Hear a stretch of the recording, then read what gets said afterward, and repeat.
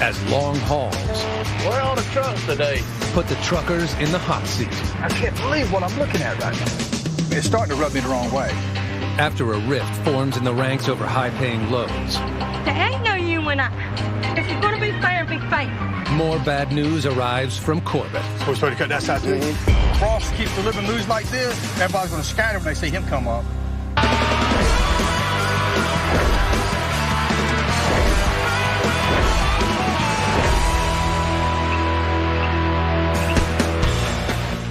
In the past few days, Bobby's crew hustled to haul the remaining cut wood from the buckle tract. Damn, it seems like this track is never going to end. Before Corbett Timber's option ran out on the site. Number 100 coming out. Woohoo! With most of their equipment now moved onto their next job, they must face a new challenge. The soggy Lennon tract. Looks like it's getting deep over there. With mud holes deep enough to swallow a tractor. This track right here is going to test the patience of every single member of this crew. Worse than that, on a track like this, if things don't go right, it could easily put the company out of business. Today, the crew starts its first full week on the new tract, with two notable exceptions. Guess we're not gonna see Bobby and Justin around here today. Nah, we probably won't see them out here until tomorrow. They're over there cleaning the buckle track up. How's it looking out there, Durley? Dave, it ain't so bad on deck, but it's real bad down with Mitro's in. Simitrio, a 20-year veteran of the swamps, he's on the front line of this difficult tract. And these trucks of wood they cut over here, you know, it is a bunch of bushes. There's no air in there, nothing. And the heat and the water, they're mixing together and they make the heat like you can breathe, you know. Situated only 10 miles inland from the North Carolina coast, the relatively small 150-acre Lennon tract is subjected to daily tidal surges that keep the swamp adjacent to the river dangerously wet. It's very tricky because you're looking at the top and you have all this green grass on the top. You look at it and looking bad, you know, because there's no water. There's no water on the top, you know. And the bottom of the ground is just pure mud, you know. It's like a jello. So you got to be very careful. I got to test the ground. So you just make it a wrong move, you can lose the tractor. And see, I get stuck, you have to stop the whole job. Corbett timber buyer Ross Lewis is all too aware of the difficulties of this tract and has turned to Bobby as a last resort. I've been on this track about a year ago. Several different people tried to see if they could cut it, and they could not. The last guy, he went out of business trying to cut the track. So Bobby's our last hope to get this track cut. That's why we had to move him so far. This is a real tough track. I think he can still get his 20 loads a day, and it's going to take a lot of work.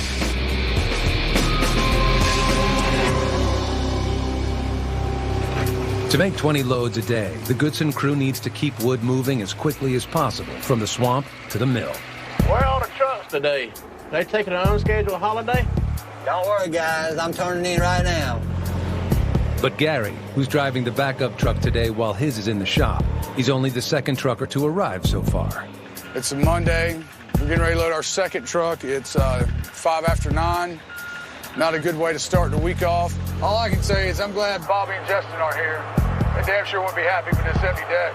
I'm sure the rest will be rolling in soon. I knew we were going to have trouble with this long drive. Mud and water aren't the only problems facing the crew here. The Lennon tract is also one of the more distant tracks that Bobby's ever cut, which translates into as much as a 2-hour commute for many on the crew. It's almost 10 a.m. by the time Bo makes it to the deck. Truck coming in, truck coming in. Hey, Bobo, where the hell you been? It's been a little lonely out here this morning. Sorry, I guess I underestimated the drive in. I'll get on top of it tomorrow. All of us are going to be frustrated at this site because it's so far away from home, but Bobby expects us to be here at 7:30. I at least expect these trucks to be here at 7:30. I think it's only fair if they get here on time and they can get the day started with us. The long commute is not the only bitter pill the truckers have to swallow on this tract. Once they get here, they face a day of excessively long hauls. Lennon is 39 miles away from the pulp mill, one of Bobby's main points of delivery, which drastically reduces the number of hauls truckers can make in a single day. It takes you 45 minutes to an hour, depending on traffic, you know, just to get from here to there. The one thing that most people don't realize is when it comes to us truck drivers, the only way we get paid is when we get it on and get it off. This is not going to be a money-making track at all. I think you can work your butt off, and you might get 4 loads in a day. You might. All right, Gary, you're done. Enjoy your drive. Yeah, this is my first day over here, and I already want to get away from this track, already. 62 miles away at the Buckle Tract. What I need to do? Help you here? The mood is noticeably lighter. We got 22 more mats to pick up. Yeah. You go put half of them on the flatbed, and then put the rest on Monkey's trailer. Yeah. Although the logging is finished here, there's still work to be done. Mainly what we're doing now, we're doing the last few little loose ends we got over here, which is just housekeeping. You know, clean the roads out, pick our trash up, get all equipment out, just little stuff like that. I guess this is kind of the last days of peace before we go to the linen track, and I'm sure everybody's going to be complaining over there. Put that right on my tire track, and I'll get another board and put on this tire track, and then I'll just gun it. Okay. We're a little worried about getting the last of this stuff off this deck. We've been crossing this one little spot of the road with some mats, and they're just falling apart. Who's this bridge maker that did this? Well, it was good enough for pickups till I drove the tractor across it. Yeah. We started looking around and found some boards to build the center of it up a little bit. Oh, whoa, sorry. Oh. Hold on. Woo! Safety first, that's our motto. With me adjusting over here, the crew's short-handed, and I've been looking around trying to hire some utility guy that can jump in any position we have out here. And I've been looking at one in particular, and he's got a pretty good logging pedigree. Mr. Bobby, I'm Justin Woodcock. I'm William's son. How you doing, sir? I'm pretty good. Dad called me this morning and told me you might need somebody else to run a tractor, you know. Can you drive a tractor? Absolutely. I can run anything out here but a shovel. I never run a shovel. Are you the youngest son or the oldest? I'm the oldest. How old are you? 21. Big boy. They seem like a good kid, so I let him do some pickup work around here for a few days. Justin, I don't want no crap. You pull till dark, we don't knock off at 3 o'clock like pine loggers. The boy can handle the tractor pretty good, so I decided to bring him on full-time starting this week. We have a lot to do over at the new deck, so I'm pretty sure the boys will keep him busy. Over at Lennon, Justin Woodcock has arrived for work, but his tractor is still at Buckle. William's son started. Well, he's going to help drive the tractor, but well, I guess we'll get it all figured out. Maybe they'll figure out something. When Bobby called me and told me I could work full-time, he told me I could run a skidder for him. I wasn't aware that we were in the process of moving when I started. I'm not sure what the holdup is bringing the other skidder over here. Everything going all right? Yeah, pretty slow. I'm waiting for that tractor to get here. He's a good hustler. He's young. He's willing to learn. I think it's really going to work out great. But not everyone's excited to have an extra person on deck. To be honest, I don't know why we need another body around here. I mean, we're on a short pull. We don't need a third tractor, but that's not my job to make that decision. Abraham's going to be out for the next couple weeks, so at least we can put him on trimming up trucks. It's not a fun job. It's dirty, noisy, hot.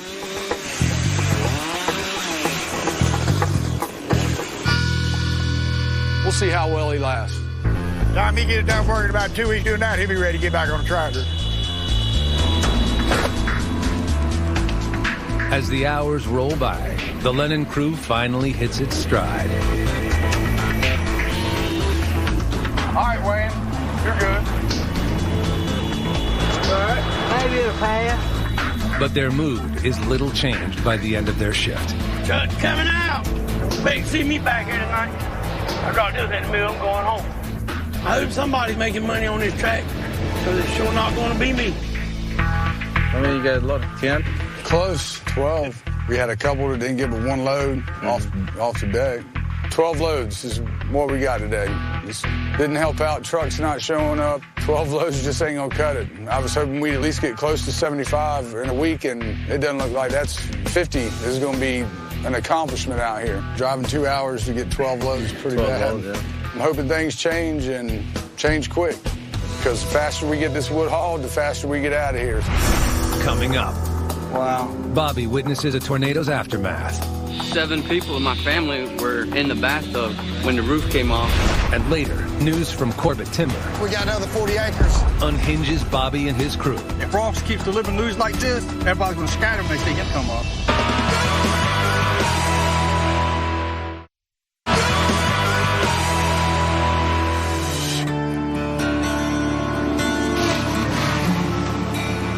as Simitrio continues to cut the waterlogged 150-acre Lennon tract.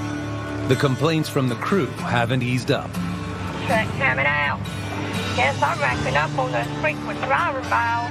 Maybe somebody let me cash it in and give me a nice free trip somewhere. Women, I think the sun's getting to your head. This is basically the first day I've been over here. The wood doesn't look great. It's just too thick pulp wood. Nobody's happy over here, and the truckers, they seem to have it the worst. I'll be back in a couple hours. At least I'll have that money load waiting on me when I get back. At least we get one long haul to the Cypress Mill. It's about 85 miles from here. Some of the drivers call it the money load because it's long enough where they get the bonus miles. Any haul to a mill 40 miles away or closer pays a flat rate of $35. But if the truckers must go beyond that, they're paid almost $3 extra per mile. That's what we like, is we actually make a little bit more money at it, as long as you don't get too far out. The Cypress money loads going out this week promise $150 to the lucky driver. And the truckers are keeping close tabs on who's getting those loads to make certain they each get a chance to cash in. That Cypress they putting on there. Yeah. Oh, that'll work good. I don't think that's yours, dude. About dinner, whose trailer you got? Mucker's trailer. What you doing loading his trailer before you do mine? Yeah. He just dropped in here a few minutes ago. I see how it is. Joe Monkey, he was the last one to drop his trailer in here this morning and the first one to get it loaded. And a load of Cypress putwood on there. Something ain't right. Something going on about that trailer, you reckon? Something got to be, man. Going on. I dropped my trailer first this morning. And that trailer yonder brake shoes ain't even got code on it, and it got hooked up. I wonder where there's some money changing hands or bribing going on. I'm gonna have to find out. We got to do a little investigating. But it won't be the first time. I know you're right. Well, I ain't above a bribe myself if it comes out good in my favor. Lee, how much is Joe paying you to load his trailer first every morning? Because me and Gary come up with enough money between us to beat him out. I can tell you that. I like you that. Well, you want to get you a little hustle, don't you? You go up on the price, it might be a little I will. Well, Oscar didn't deny it when I asked him. No, he didn't, did he? He didn't deny it. Might check in Oscar's bank account. Oscar's a real great guy and all. They need to be careful because truckers around here get real sensitive when they feel like somebody... See any tops broke out of trees or anything yet? There's a bunch of people out there with their hands trying to pick up tree limbs and stuff like that, and we have got the ability of having equipment and loaders and track machines that we can go out there and really do, 10 times as much work as a group of men could do with their hands. And we're going to take a look at it and see if we can help the families out that's been hurt. Wow.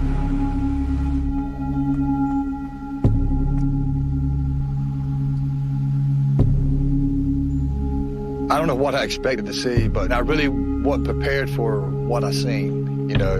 I was just thinking go through there and see a few trees blow down, but the whole place is devastated. Seeing the people, seeing the expressions on their faces and how hard everybody was working, it really breaks your heart. Authorities believe a single tornado struck portions of Onslow County around 8 p.m. 3 nights ago, injuring at least 48 people. 60 homes are believed to be completely destroyed, with damage estimates reaching $9 million. Mike and I split up, and I was walking around the area just talking to people that were there. I can't imagine what it sounded like in that house with these trees snapped They said off. it sounded like a train was coming through here. Because I know in the woods, I know what trees sound like breaking, and to hear it, unbelievable. 7 people in my family were in the bathtub when the roof came off. And, they looked up to see the twister. And thank the Lord, all of them survived. So. How many just thought that probably the best thing we could do is just get out of the way right now? I mean, it's David, it just went through and just tore down house after house after house, and then there were houses right beside, not even touched. They're cutting these big old 25-inch pine trees up 2-foot blocks, taking them out to the road. My God, y'all helping them out? Well, we're just trying to figure out what we can do. I did get a message from a lady that wants to know they're doing a benefit for everybody, so I might go in and help them do whatever they need, or maybe we all can if it's on a Saturday or something. That'd be good. All right, Bob. All right, Dave. Bye, man. And I'm really disappointed that there wasn't anything I could do today. That was quite an eye-opener, wasn't it? Yeah. Sounds like Dave's got a lead on how we can help. There's a benefit being organized, and maybe I could jump in there and do my part to help these people out. What's coming back? Hate to tell you, I think that's it for today. Look at that. I can't believe what I'm looking at right now. As I was driving to the deck, I noticed that most of the log trailers was loaded up, ready to go to the mills. And Dave said that none of the trucks was coming back. No, it's only 4:30. There's plenty of time left in the day. The pulp mill alone is expecting 55 loads of pulpwood a week from us. 20 loads is the goal I set for the job, and this job should hit 20 loads at the drop of a hat. How many loads of pulpwood do you think we'll get in? I can check it out, but I mean...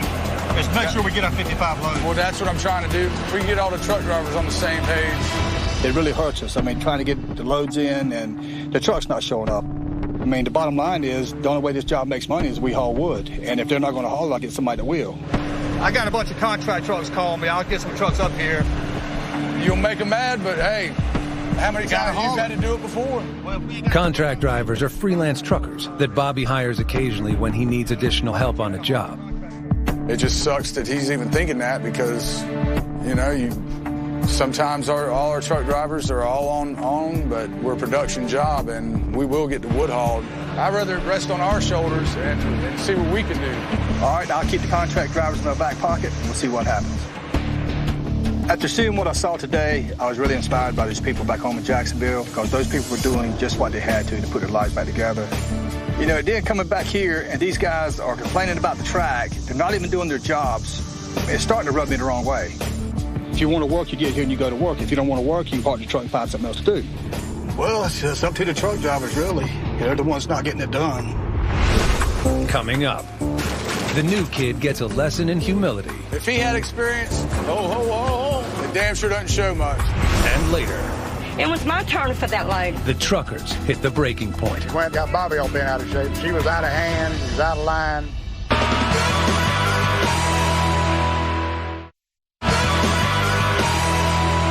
We'll probably finish it tomorrow. We're about 2 weeks behind it. Not about a week. Ain't no wood out there, Holland. Boy, that's good news to me. I don't know, nobody likes it over here. Do you? Down here to the beach and see. I figured you had a beach house down here. Well, I hope we ain't gonna be here much longer. I got you. And we just got here. I can understand. The crew has been struggling the last couple of days here. When I got here, I just wanted to get a lay of the land, try to figure out what's going on. We'll see you later. Okay, bud.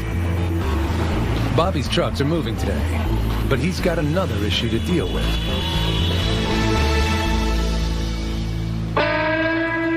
William's son, Justin, has got a lot of experience on the skidder, but this week he's been filling in for Abraham on the saw, and I don't think he's taken to that job very well. His dad needs some time off tomorrow, and I really want him to be able to run everything out here, so we're going to try him in a different position.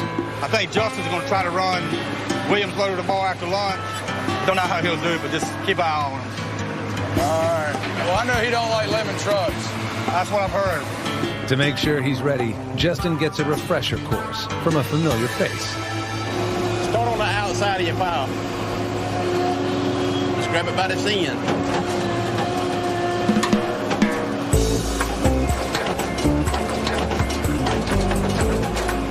Make sure your heel's all the way up now. If he had experience, it damn sure doesn't show much. He's having problems just picking the wood up.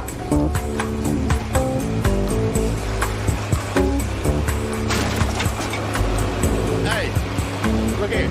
You're working in a compact area. The key to it is don't reach way out there and grab nothing, okay? Grab everything right by the end. Go get the saw now. There you go. Now lay it in that pile. Why does it jump to somebody like that? Because you're hesitating. You have to go with it. If you didn't know it, you'd think this is pretty easy. Just sitting in here running the joysticks. But these hydraulics are pretty tricky. You're moving a load that can weigh more than 4,000 pounds, so you got to keep the grapple balanced and under control. There you go. Oh.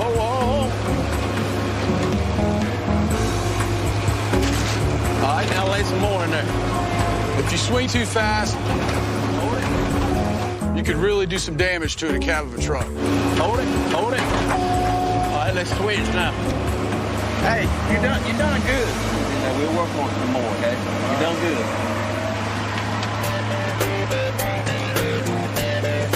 A few minutes later, Justin gives Bobby his own assessment of today's training. Hey, boss man. What's up? Tomorrow, is there any way that Antonio can run the loader for me and I run the tractor? Because I was going to see if you could get me down here on a Saturday and let me get a little more used to it while there ain't no trucks or anything or any kind of feel more comfortable doing that? Yes, sir. But I do want you to get on it and play with it. But that'd be all right. All right. We'll see you tomorrow, Jay. Yes, sir. He's just not sure of himself, and that's understandable. And when you're trying to load a truck, you don't want to tear a truck up. I'm glad Justin backed out, and maybe he'll perfect trimming up trucks before he moves into something else.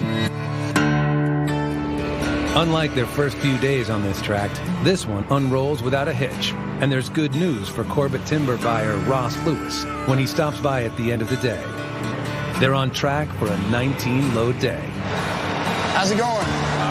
I think we'll be all right. If we get about 16, 17 loads a day, I think we'll be doing good here. And then we got another 40 acres on the other side to cut. Another 40, so. I couldn't believe what I just heard from Ross. Apparently, they've added more wood to this job, and we're not leaving anytime soon. I didn't want Ross to see it, but I was pissed. It's going to turn into more than 3 weeks. Yeah. I know Corbett pays our bills, and I don't want to be ungrateful, but that is the last thing anybody wants to hear on this job. Hello, man. How you doing? Well, the word's out. They've added another piece of timber to this track we're already cutting. It's a tough break. I mean, this track has been tough on us mentally and physically, and no matter how hard we work, it's going to be tough just to break even. And now they've moved the finish line. That means we got to stay here even longer. That's not going to be good for the morale of the men or my bottom line. We'll run over there tomorrow morning first thing. I will get with our landowner friend. All right. And we'll do that. If that's all right, we'll do that tomorrow. I know one thing. If Ross keeps delivering news like this, everybody's going to scatter when they see him come up. You got to redeem yourself. You needed a bad tractor, didn't you? One thing about it, I know what a good one is when I leave here. Coming up. This is the biggest tree I've ever seen on this land. Where's the rest? It's more bad news. There ain't nothing here. And later, We need to bring our A game. the truckers put it all on the line. So we can get out of here.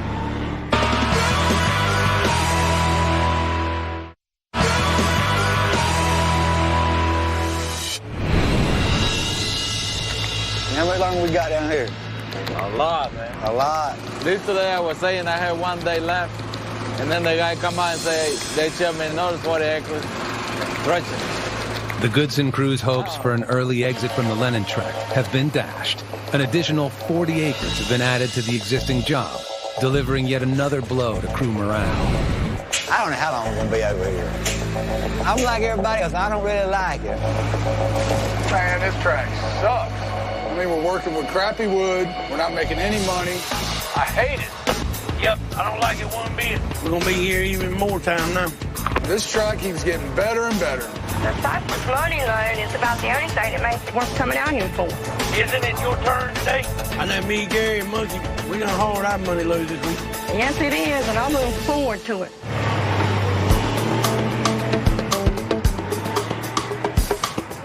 Dragging all this dust in here. I'm sorry, man. How you doing? Doing good. How about you?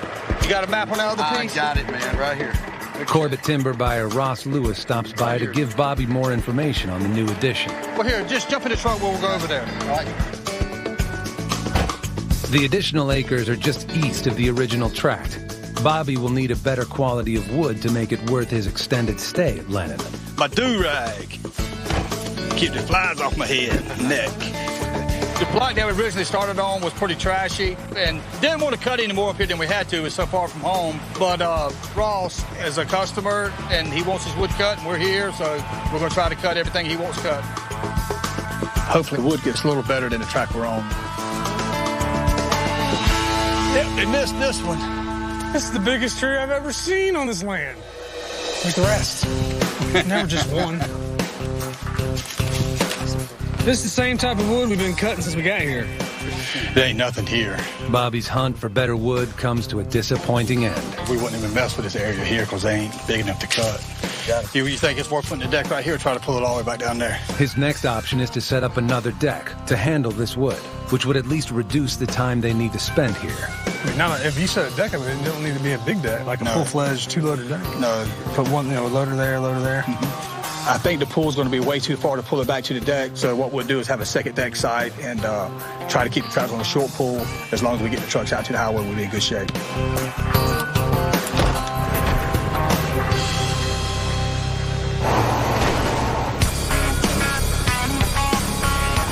right, headed to the Cypress mill. You're going to send me back. Dave, I'm ready for my Cypress load whenever you are. I just loaded a monkey with a load of the cypress pulpwood. He said he had to get home today. Monkey, that's the second money load. It was my turn for that load. Sorry, Joy. It's not my job to keep track of whose turn it is. We've got one good run on this job in Cypress Putwood. Well, we all need to get one of them. There's 5 of us, and 5 loads a week comes out. That'll give each and every one of us a load a day. Come back in here a while ago, and they had loaded Monkey's trailer up with Cypress Putwood. If that had been Gary's trailer out there that was loaded for the second time with Cypress Putwood, Monkey'd have been jumping up and down this high. You know, why? Well, my question is, why? You've already had yours this week. Give it up. The truckers' morale is already low. And with Monkey getting an extra money load, it's created even more tension among the drivers. There's 5 of us, and we all need to stick together. But now when the shoes on the other foot, because it's loaded on his trailer, there ain't no you and I. You know? If you're going to be fair, be fair. And just treat people the way you want to be treated. And I'm just tired of doing it. Bobby drives back on the deck, and Joy immediately meets up with him. I don't care who gets it.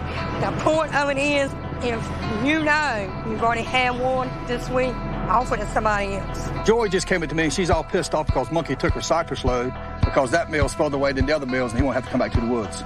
You know, I don't care who takes the load of wood, but what makes me mad is Monkey left early when he had plenty of time to take 2 or 3 more loads to the mill before he called it a day. Bobby has one less driver to make his minimum daily goal of 15 loads and calls Justin when his frustration with the drivers reaches the boiling point. 14, 15 loads a week, I can't even pay the fuel bill and the labor. So just tell everybody that we're going to start working until 5 o'clock on Fridays, and I'll pass the checks out at 5 o'clock on Friday. Usually on Fridays, I let the drivers off early to cash their paychecks, but ever since we've been on the linen track, they have been fighting over loads of wood like little children, and they're slacking off the entire week. You know, we're already in the hole. At this point, we'll be lucky if we can make our week, and I'm sick of it. I told Justin that everybody's going to work a full day tomorrow, and if they're going to act like little children, I'm going to treat them like little children until they start acting like adults. If they don't, I'll have no choice but to call contract drivers in. Something has got to change out here, and if they're not going to step up and make the change, I'll make the change for them.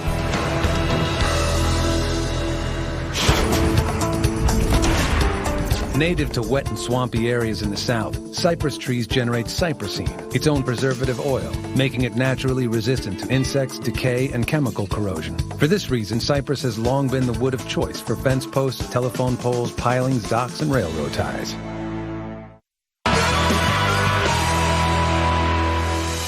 Coming out.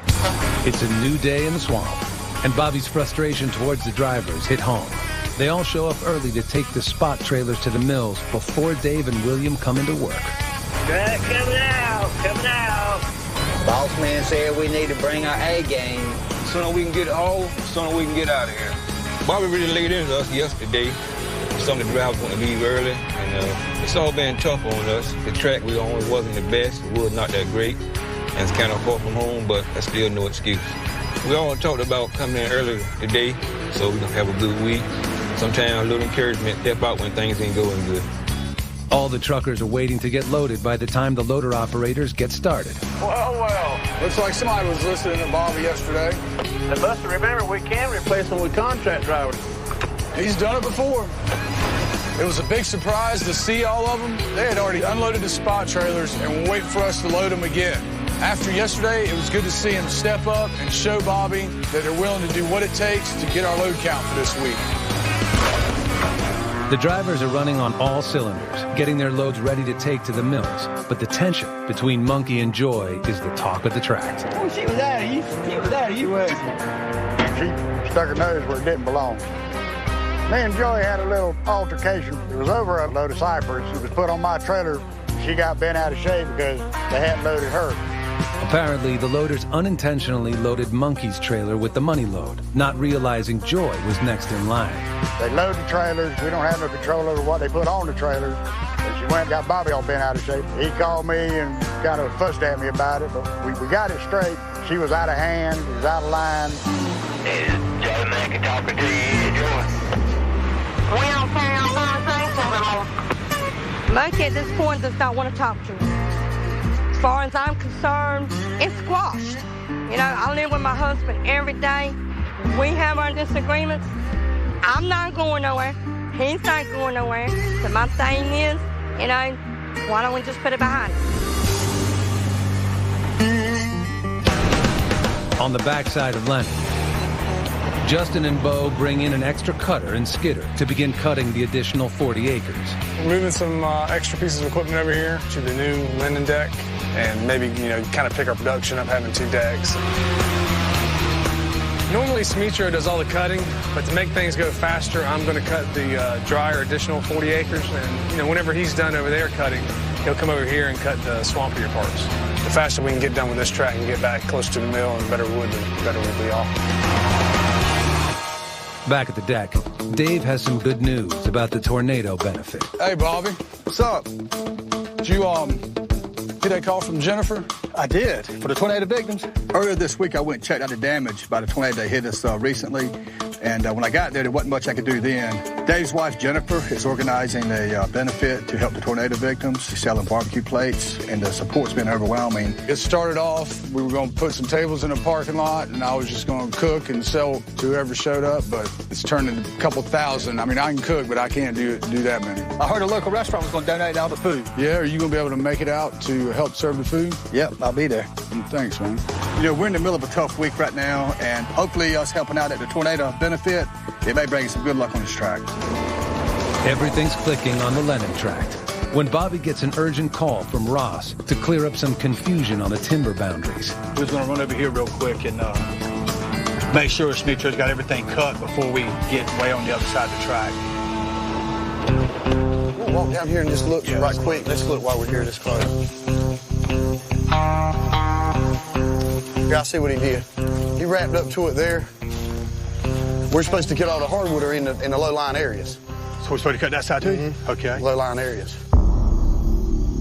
I just found out we missed 10 acres on the initial track we were supposed to cut. I thought we were supposed to go to the branch of the river, but Ross told me that we was actually supposed to go beyond the lowlands to the hill next to the river. Let's figure out where we're at right here. What's the stopping point? The hill. See where it flattens out? Probably down in here next to this field. So instead of Smitro being done today, we've actually got 3 more days of cutting because of the area we missed, and it's very frustrating. I might have told him to come up to that road, because that's about where he stopped at that road. Yeah, he stopped at that road, and he just didn't know what to do down here.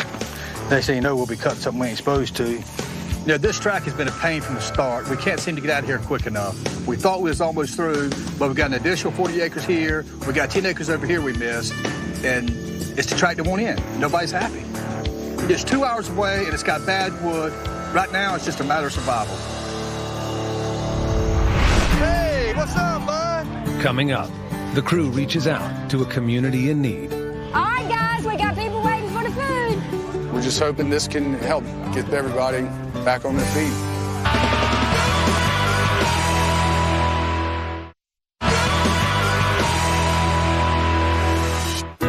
It's early afternoon, and after learning that there is still additional wood to cut on the original 150 acres of the Lennon tract, Bobby and Smitrio scout the missed 10 acres to determine what lies ahead.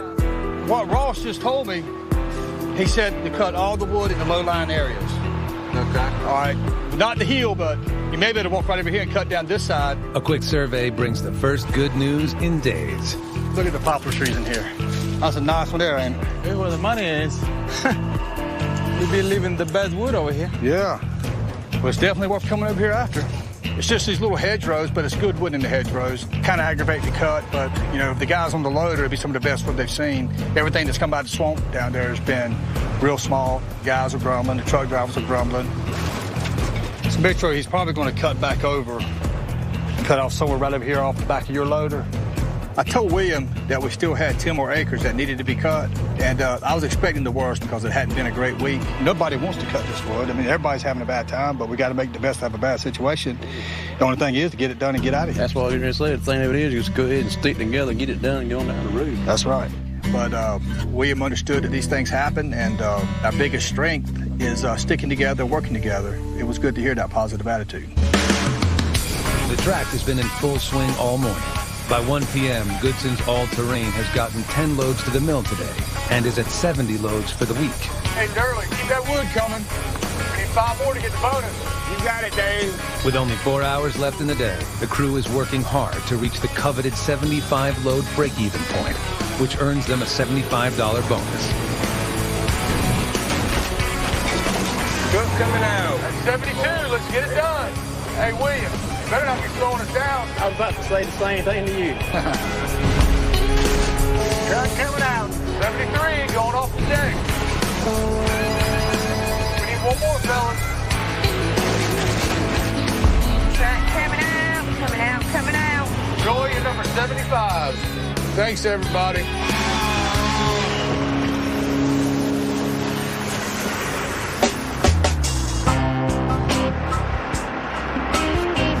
How many loads you pull this week? I got 18. You going hard back? Well, if I need to. No, I'm just kidding. Y'all doing good this week. As soon as you drop this load off, go ahead and head on in. Everybody's knocking off early. It was a little bumpy, but we ended up with 75 loads this week. A whole lot more than I thought we were going to get. Reminds me too. Who else I need to piss off so we can work harder next week? I don't know. We'll think of somebody by Monday. You know, I'm not going to lie. It's been a hard week, but the drivers has really stepped up and they worked their butts off. And I'm not going to have to call any contract drivers in. As long as we keep having days like this, I'm really proud of them. But it wasn't a great week to be the new guy. I think some of the drivers was tough on Justin, but I think it'll take a little while for Justin to get used to the guys and the guys to get used to Justin. But I don't see Justin as being a problem. I just think it's going to take a little time for him to find his place out here. Overall, I'm glad this week is over. We got our 75 loads in, but we had to stay here longer than I wanted to. But we're loggers, and this is what we do. It doesn't matter if it's the perfect track or the worst track in the world. We're going to get it done.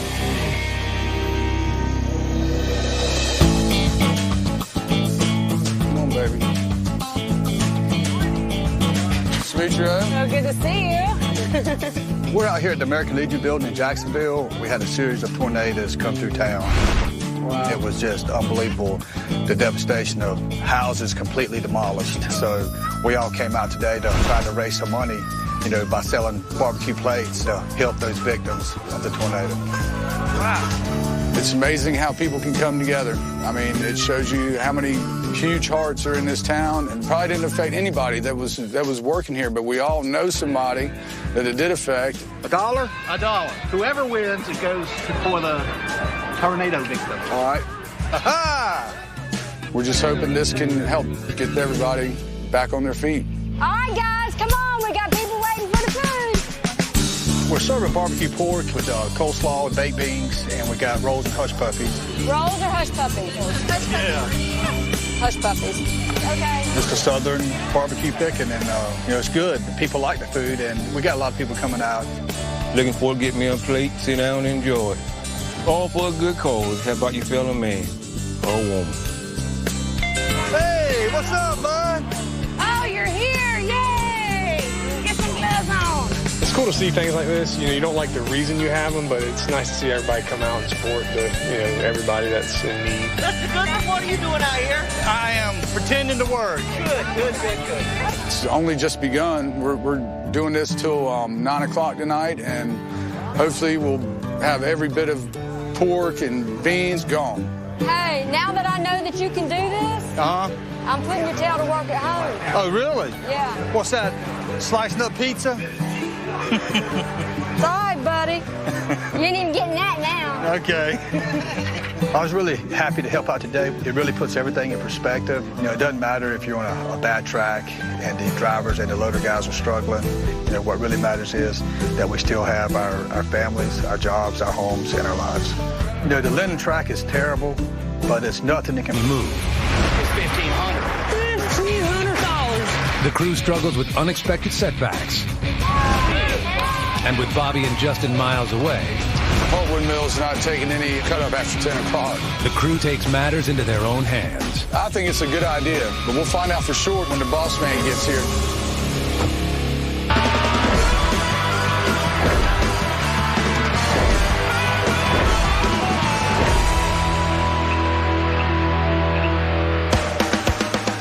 Over the past 2 months, the crew of Goodson's All-Terrain has been on the buckle track, fighting bad weather, I'm stuck here.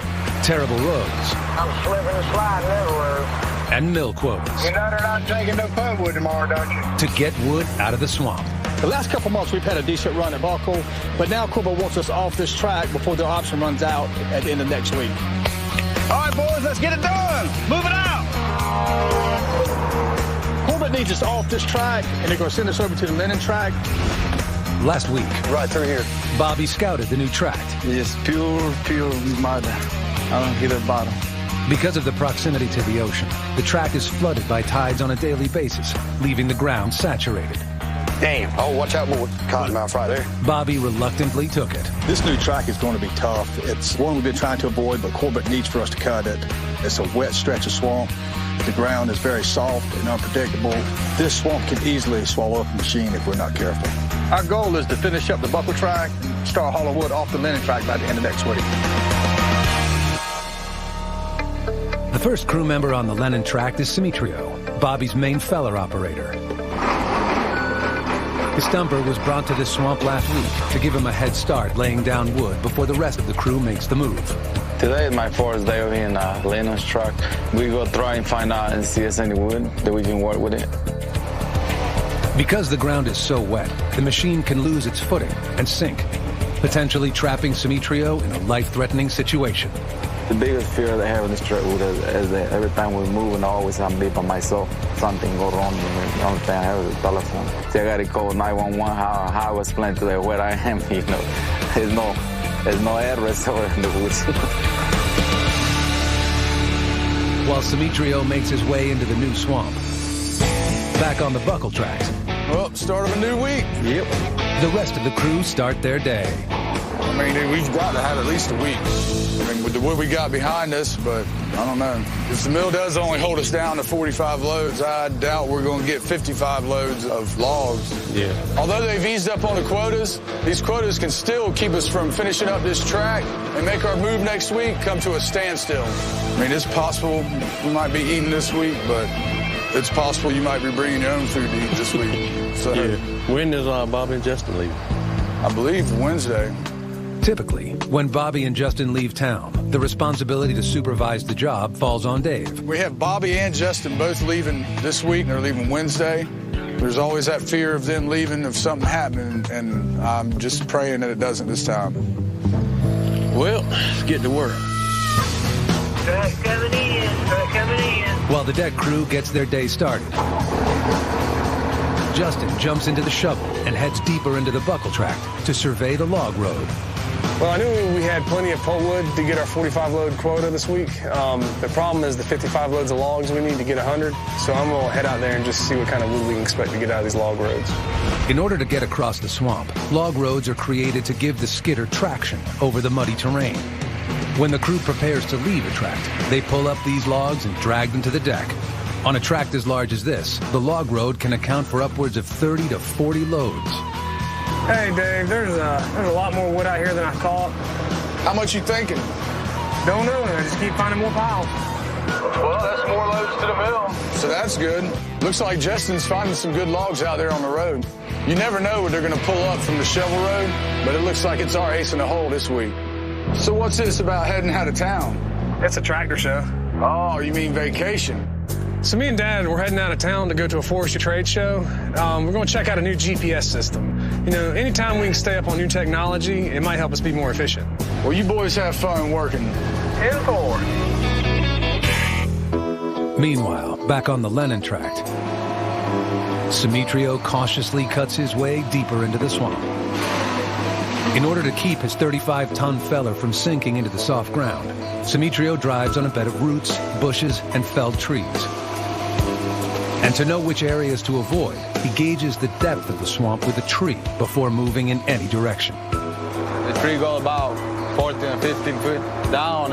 To go down that much, there's probably 50% water and 50% mud.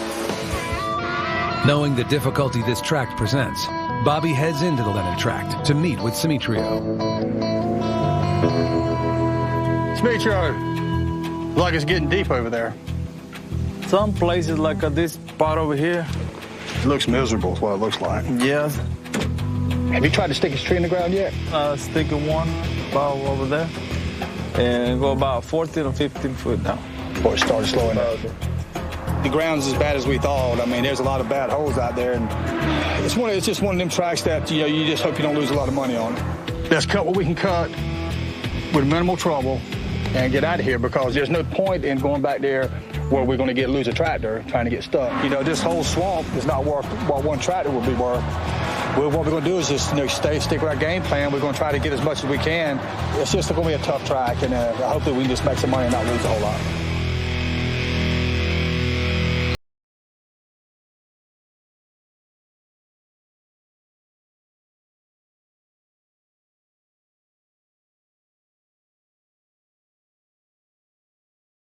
We actually wound up with 21. It's a good start off to the week. Wood's coming out pretty good. If we can keep this pace up, we might actually get 100 this week. Just coming out, coming out. While wood steadily makes its way out of the swamp, Justin repairs a cracked weld in one of the trailers. I'm well enough to crack it down a spot trailer. Any little cracks that DMV will look at and could find you for. So anytime we see one start, we'll try to cover it up. You know, it's just one more thing on the list to do before we get out of here. I don't want to, just want everything to run smoothly, so get all this little stuff out of the way. Anxious about leaving town for the rest of the week, Bobby checks in to make sure everything is running okay.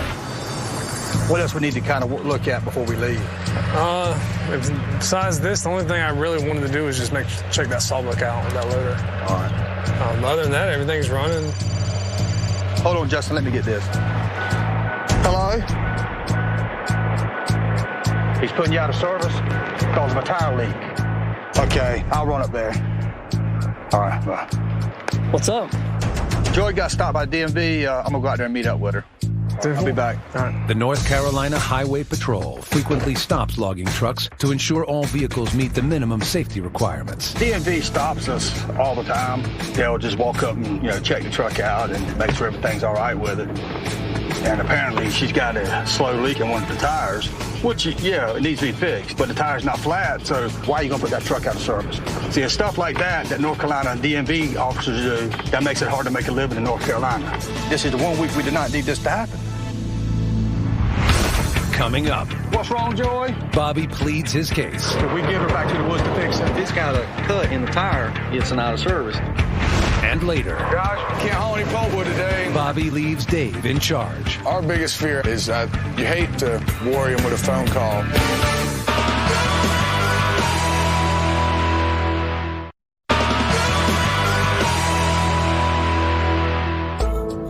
With only a week and a half left to pull all the wood off the buckle tract, Bobby received a call from trucker Joy that she'd been put out of service by the Highway Patrol. He arrives to find Joy on Highway 11 with the state trooper still on scene. What's wrong, Joy? I've got a tire that's got a split in it and leaking air. The Highway Patrol cites any truck or trailer with an air leak in its tires and immediately issues an out-of-service notice until it gets repaired. I've argued the point that this is the reason that we've got the tire system on it, but because he can feel it and hear it, it's in the book that he has to put me out of service. Bobby's trucks all have a built-in air pressure regulation system that keeps all the tires at 100 psi, even with a puncture or leak. This keeps the trailers road safe until they can get repaired. This might look like a simple flat tire, but if the officer decides to put the truck out of service, it's going to cost us at least $500 to get a road service crew to go out there and change the tire. Right now we need every trailer pulling wood, and this is not the time we need this. This system that you have is different than what we're used to. We're used to, if it's got a cut in the tire, it's an out of service. Right, I got you. We're about 5 miles from here. Okay. Can we get her back to the woods to fix it? Absolutely. As a courtesy, we do, if it's a very short period of time, we can do a police escort just to Does that mean $300? No. I'm so not out of service. No, you'll be out of service. You'll be placed out of service once I get you there. I'm going to escort you there. Just as a courtesy. How much money does North Carolina want? Had a turn signal out on the trailer. And the tire. The turn signal's $50. The tire's $30. Okay, I can pay that. Okay, that's not as much as I thought it was going to be. The ticket only cost $80. We didn't have to call a road service crew out here to fix it. So all in all, we got off pretty easy. Well, sir, thank you. Right. I'm going to go get some parts. We'll see you. Tighten up, Joe, and keep your tires checked now.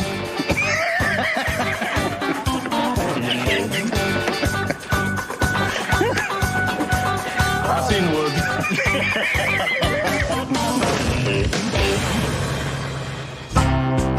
By late in the day, Bobby returns to the swamp. You got 2 or 3 loads of logs over there, ain't you? And checks in with Dave about their progress cleaning out the buckle tract. I mean, you know we're 21.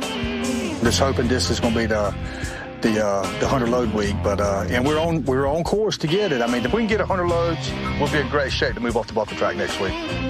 Well, me and Justin are going to have to lead tomorrow, but from what I see out there, I think y'all be all right here. But yeah, I mean, I couldn't believe how much wood was back there. A lot of scrapping to do. A lot of scrapping. But let's get out of here.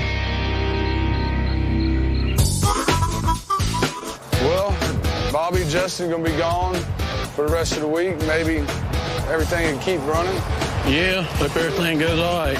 With Bobby and Justin gone, Dave is left in charge of the crew. Our biggest fear is you hate for them to go out of town and then have to worry them with a phone call saying something's wrong. Guys, you know we can't haul any pulpwood today. Whatever pulpwood you find, try and leave it where it sits and pull some logs. No problem, 10-4. The first order of business for Dave is handling the new mill restrictions. I got a call from the mill this morning. They were going to stop taking wood until Thursday morning at 7. So we're going to pick through the logs again, something we were used to the first 2 weeks of the shutdown. Hopefully we can get enough to send out 100 loads this week. All right, you can go, brother. Helpful. Truck coming out. But just as the crew starts their day, Abraham's truck breaks down. I don't know, maybe the problem is the clutch. I don't know fix it, but Justin not here and Justin not fix it. It's a little problem. Is the clutch going? Yeah. And it's gone. We're going to get it back to get a trailer on hook. Fellow truckers Wayne and Joy stop by to help Abraham out. Hey man, how did thing come up? Real proper time. Normally when you see a truck down, you're supposed to stop and give somebody a hand. Just ask them if it's okay and anything, you know. That's a trucker's rule. There you go. Put the clutch. Do it again. Indeed, Justin, I believe. After looking in the hood, we couldn't figure out what was wrong, so Joe and Abraham unhooked the trailer, and I got in. I just put it in gear and bumped the starter and let it pull itself out. Got to work as a team to keep going. Everybody helps, you know, usually help sometimes. Paint the Oscar mobile. You can do it. It's a lot of twists inside.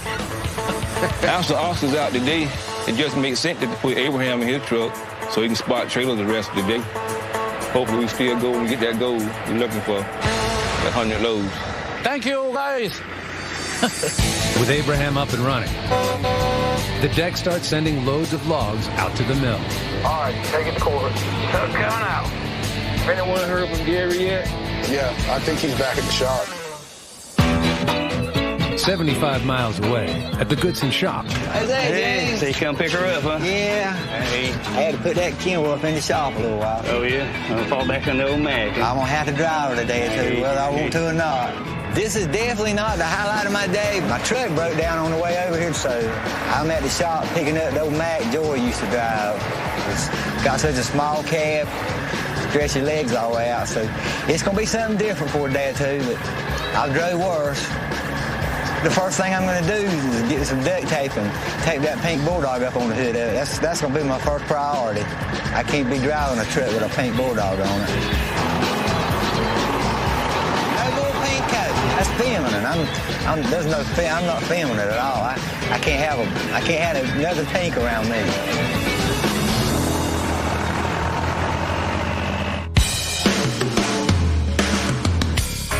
All right, Joy, you're number 18. It's late afternoon, and the crew's been having a good day, sending loads of logs out to the mill. Come in, Dave. Yeah, go ahead. I got more logs for you. Great. 10-4. We had a good run going today. Daryl and the guys were able to find some logs, and we were able to feed the mill all day. All coming in. All coming in. Also, with Abraham running the spot trailer and all the pulpwood we're sitting on, we should have plenty to hit the mills running in the morning. With the day winding down, Dave checks in with Simitrio, who continues to cut over on the Lennon tract. How's it going over there? This muddy over here. It'll take a long time to move around. I think I'll be over here till next week. Well, I was just calling to check on you. We're about to wrap this day up over here. Hopefully the pulpwood mill will be straight tomorrow and we can reach for that 100. I hope so. There is a mess over here because this just forward.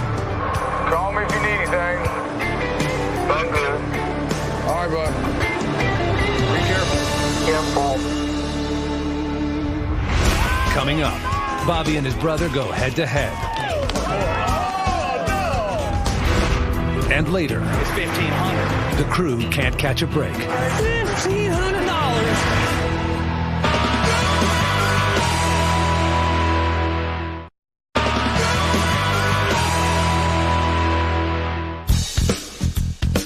Yesterday, with Bobby and Justin gone, Dave and crew managed a second successful day hauling wood, pulling 19 loads out of the swamp and leaving them with only 20 loads to reach 100 for the week. But even with the good effort, the crew is still anxious about reaching their goal. My dinner that I did not eat last night, I didn't lay down until midnight. That's kind of rough. Worried about getting this 100 loads today. You always want to give the bosses good news when they leave you in charge. We had a good day yesterday, and all we need now is 20 to get 100. All right, brother, that's one of 20. If we can get 100 loads by Friday, that'll put us in great shape to move to that linen track. All right, Joel, you're number 2. 18 more to go. Don't back that trailer in them butts. While the crew gets their day started, 1,000 miles away in Arkansas. We are in Arkansas. We're at a logging demo, and basically what that is all the logging manufacturing people will bring their latest and greatest out to the woods, and it's actually a live demo. Brett, how you doing, sir? Good, how are you? Nice to meet you. Here, everybody comes to you and you really get an idea of what the tractors are actually capable of doing. Y'all the GPS guys? We are. Ted guys. Bobby Goodson. Dallas guys. Dallas, nice to meet you. We actually come here to look at the Genesis GPS system. This GPS unit adapted to put on skidders. Here's what Demetrio would see in the cab. He would see where he's at relative to the environment he's trying to work in. I could see a lot of potential there because in the type of terrain that we work in with Demetrio, you know, we only got one shot to get the wood out. Demetrio could be very comfortable looking at that monitor, knowing where the line is, where he's got to cut, where the boundaries are. And I'm really interested in putting it in practice to see how really it will help us. Show us how to work it, man. All right. Dallas? They've got a unit already set up on the fella bunch here, and my brother Mike, he's going to go out and cut some trees. You can see those dots showing down there? That's where Mike's cutting trees. Every time he hits the gathering arms to hug the tree, it lays down a green dot. And then, whenever he hits the master dump button to lay down the tree, it puts a yellow diamond down there. And then as the skidder goes and collects them, he puts down another color that lets him show, I picked up that drag. Every tree that Mike cuts, we can see where that tree was cut from, and then we could actually see where the piles are being laid. That's something that I've never dreamed of.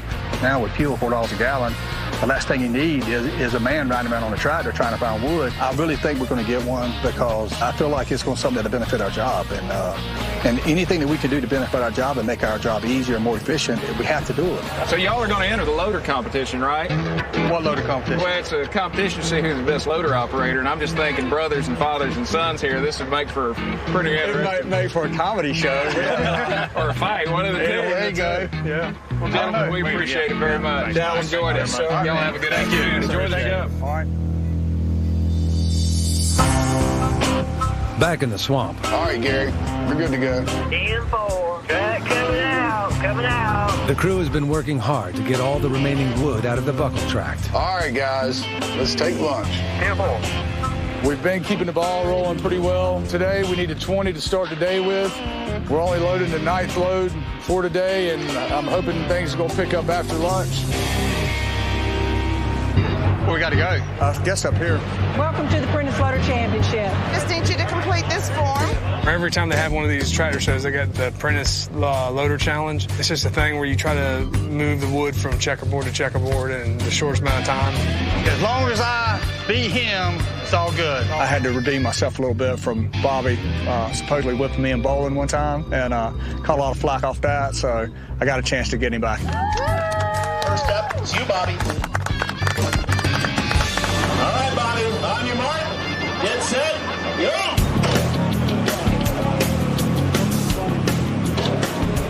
You know, I'm kind of nervous getting on this loader because the controls are actually backwards from the one we have back at the swamp. Come on, baby, you can do it! Woo!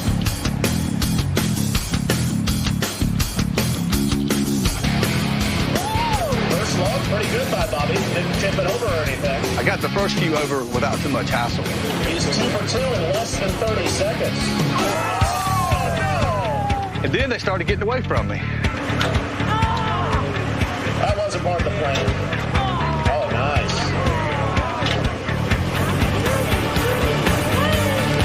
There it is, a great run by Bobby Goodson. You know, it didn't go horribly wrong, even with those mistakes. I ended up with 4:49, but I still got to wait and see if it's enough to beat Mike. Mike Goodson firing it up. Mike also from Jacksonville, North Carolina.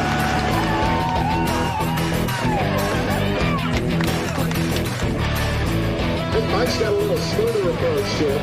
Good job. Slow down. White square, Mike. White square. You know, Mike was like a machine out there. For the first board, just a little over a minute. The controls were set up just like he's used to, and he just flew right through that thing. Get a chance to meet Bobby. Good chance. Puts it down. Our new leader is Mike Goodson. Well, Mike beat me with 4 minutes, 11 seconds. It was good. He got his revenge, so it's all even now. It was a really close one between Goodsons, but the winner, Mike Goodson. The main thing is spending time with our family. You know, just, it's been a long time since me and Mike and Justin's been together at a tractor show with our wives, so it's just special to be out here with our families. Let's go get something to eat. Let's do it, man. Let's go, y'all. I'm going to do what I do best. Back on the deck, All right, you're good. 99 coming out. the crew hits their 100th load. All right, Joy. It's all yours. All right. And for the first time, Joy gets the 100th load. You feel any different, Joy? I'm so happy. I have never been the hardest load before. I've been number 99 and I've been 101, but I've never been 100. Load 100, everybody gets excited, especially when it's your first time. And it was my first time in 3 years that I've been here. So I'm very excited, very, very excited to be that 100th load. Number 100 coming out. Woohoo! Dork. Whatever. Let me have my thrill. Global Positioning System, or GPS, was first created for the navigation of U.S. Navy vessels. In 1996, the technology was declassified, and today, it is used in a wide array of applications, ranging from tracking wildlife to locating cell phones.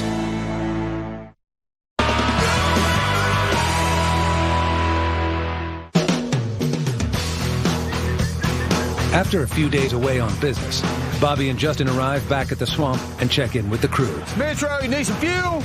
Yeah. How you doing up there? Do good. How am I feeling? A lot happened while we were gone last week. The guys got 100 loads, no major breakdowns, so it's like it was a really good week. But corporate needs us off the track by the end of the week, so we need to get a head start on the move. What you think we need to do, Justin? Probably need to get the shovel over there and the pull tractor to get some wood piled out, don't we? Yes, you move it, Victor and Antonio. The more work we have up there, the better off we'll be, and we got a shovel here. Now, since Metro has a lot of wood down at the new track, we need to start getting some more equipment moved over there so we can start gathering and piling some wood up. Even though we got a lot of wood still left here at the buckle, we got to get cleaned off. We still got to hustle over here because we absolutely got to be out of here by Friday.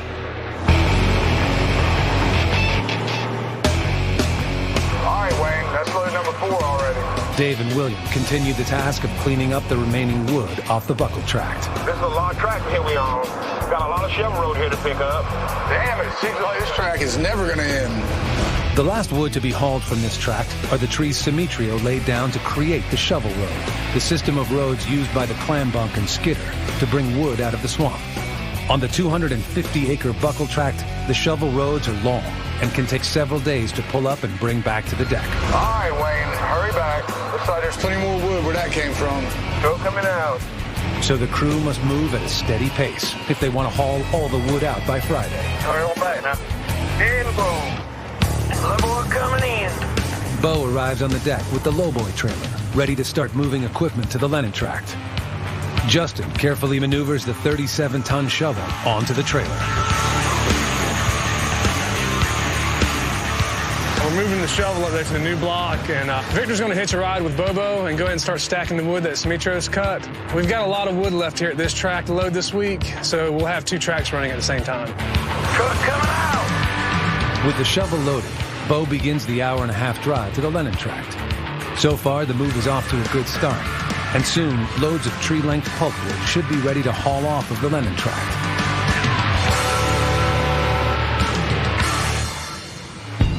Back on Buckle, the crew winds down a long day.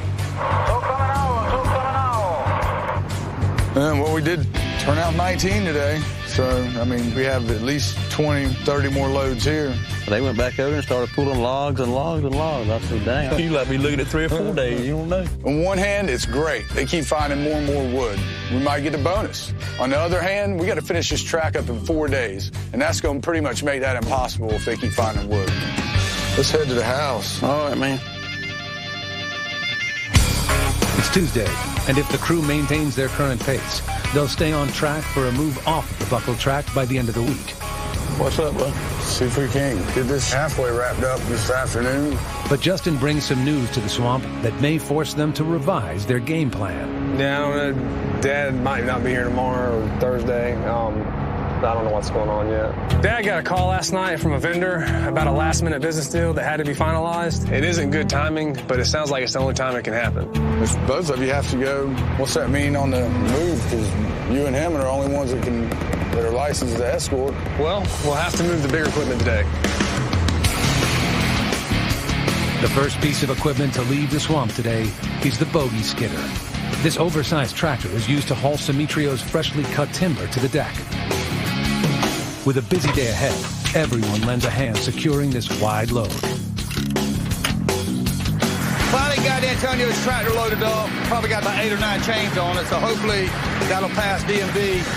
And his tractor's a little bit wider than the other tractors, so we got to double escort it, which is it's a pain because me and Justin both have to get front back, and we're the only ones on the job that's been certified to escort. We check our trucks over continuously. We think everything's right, but you never know. I mean, they can find anything and put you out of service, but hopefully we got everything in order and we won't have that trouble.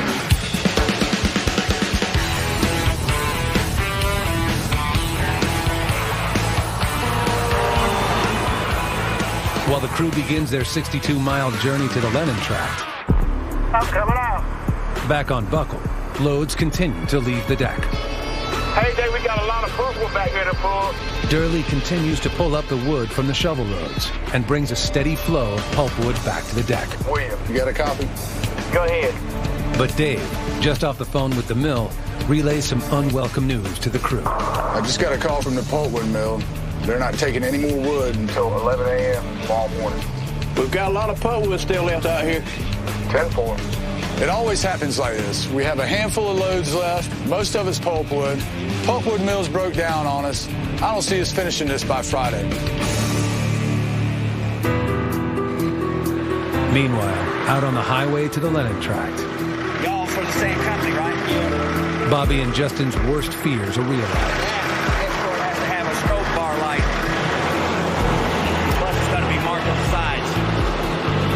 Size. As an escort people, I'm gonna measure the back.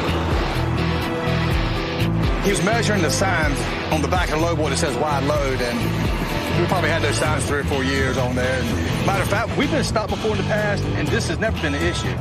Being pulled over for an escort violation can be a serious issue. The truck and the equipment on it can be put out of service and forced to sit on the side of the road until the violations are corrected. A dilemma that often results in significant lost time and heavy fines. We cannot get stopped down right now. If this load board gets put out of service, it's going to force us to stop this move. This is the only truck we have that can transport equipment. Man, it could cost us thousands of dollars while they sort this out. Coming up, as Bobby's inspection woes continue. Pulpwood mill's not taking any cut up after 10 o'clock. Mill restrictions destroy their plans. We're not going to haul much wood today. That's not good for helping us move. That's not good for anything.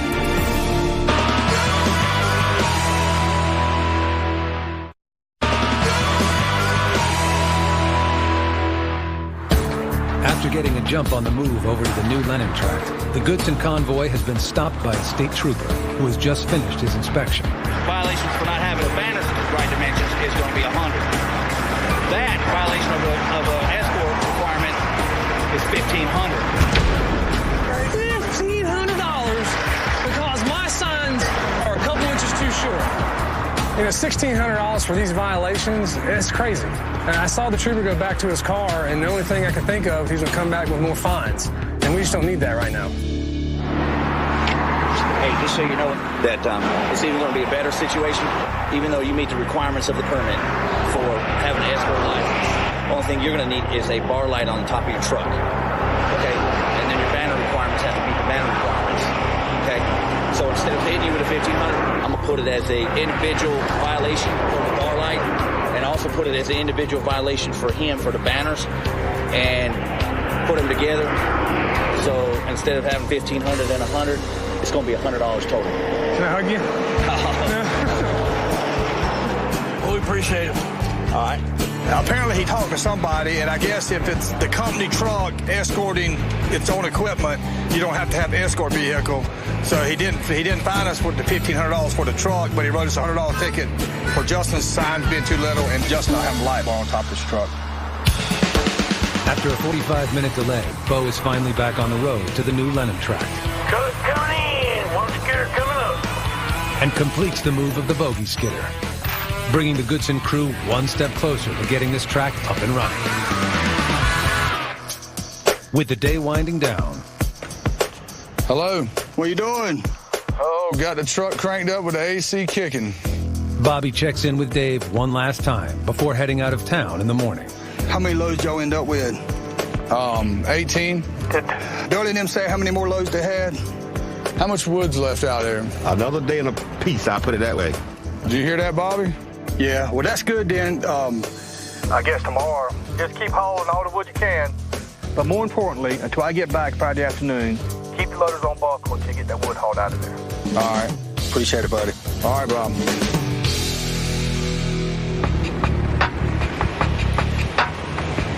Morning. What's going on, man? Well, I'm talking to Bobby last night. We're not going to move anything else until we get this wood up. Because if they got all day, then we both need to be here. It all looks good today. If nothing goes wrong, we should get a lot of loads out of here and be off this buckle track by the end of the week. With the mills wide open, William and Dave begin the day by cutting up and organizing the wood on the deck. In order to finish this move as scheduled, the crew will need all trucks running today. However, William, you got a copy? Go ahead. Bo just called and Said he moved his daughter's appointment up today, so it looks like we're going to be one truck down. Well, that's 45 loads that won't leave this date today, for sure. Bo's last-minute doctor's appointment hurt us a bit. I'm going to need every truck up and running just to stay on track. The other trucks are going to have to push harder today. On the other side of the deck, Gary, still driving Joy's old truck, gets ready to pull in for another load. But almost immediately, he notices a problem. Hey, Gary, what's up? I think I'm overheating. It's running about 220, and I know that's not good, and it's not shifting very good either. I'm going to take it easy with it and try to get it to the shop. But I'm going to need a ride home. All right, I'll let David know. I was doing the best I could do with it. It don't have any power at all in high gear. Something's not right about it. You can't run it as high water temperature as you did. It'll cook that motor. How about it, David? Good, Joy. The mine's not running right. He said he can't even get it in high gear. So we're going to try to get him home.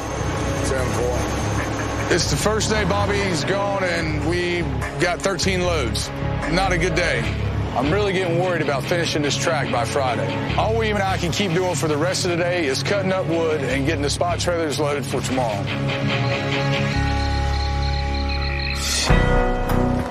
It's Thursday morning. The crew has 2 more days to clear the buckle track of felled timber. Morning, guys. What's going on, man? But once again, news from the mill creates more concern over the looming deadline. Got a call on the way here to Pulp Mill's not taking any cut up after 10 o'clock. Dave and William typically cut the wood in half, which allows them to load more wood onto each truck. But now, the mills are only taking uncut, full-length trees, and there isn't enough on the deck to keep them going all day. They don't go help with us trying to move it. Let's see, now, whatever's left here, I don't know if I want to cut it up or leave it damn tree length or... We spent most of yesterday cutting up wood. Now we get blindsided with this tree length call. We're not going to haul much wood today. That's not good for helping us move. That's not good for anything. You know that not the big car and the Linux truck, all it's tree length. See, we moved the loader today. We can start sending wood to the mill. I see where Summitrio's coming from. It's not going to help with cleaning the deck, but we will be able to haul some wood and make some money for the company. But what I'm thinking is maybe we can move William's loader now, and maybe we can move your loader in the morning. Because if we don't do that, we don't be able to haul wood at all today. So I think we'd be making mistakes if we don't move the loaders. It's not what Bobby wanted, but at least we're getting wood to the mill and not sinking him in a hole. All right, see you then. All right, I see you guys.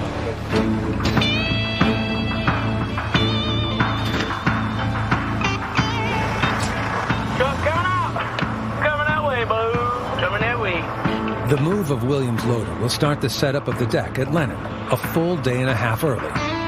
Dave will stay behind at Buckle and load as much wood as he can. Given the circumstances, I think it's a good idea, but we'll find out for sure tomorrow when the boss man gets here to see what he thinks. Coming up, Ready, Dave? the crew continues their move and anxiously awaits Bobby's return. When I saw Bobby walking up, I gotta be honest, I was pretty worried.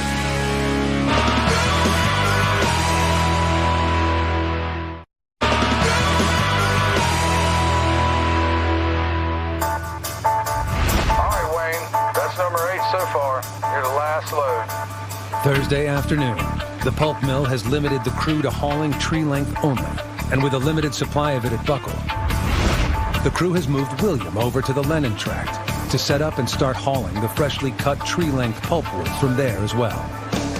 What do you say, Monkey? How many is that today? He's number 3. That ain't bad. Well, from talking today, we've got 11 loads out between the 2 loaders. It's not great, but it's not bad considering the mill quota. But our strategy of moving early may pay off.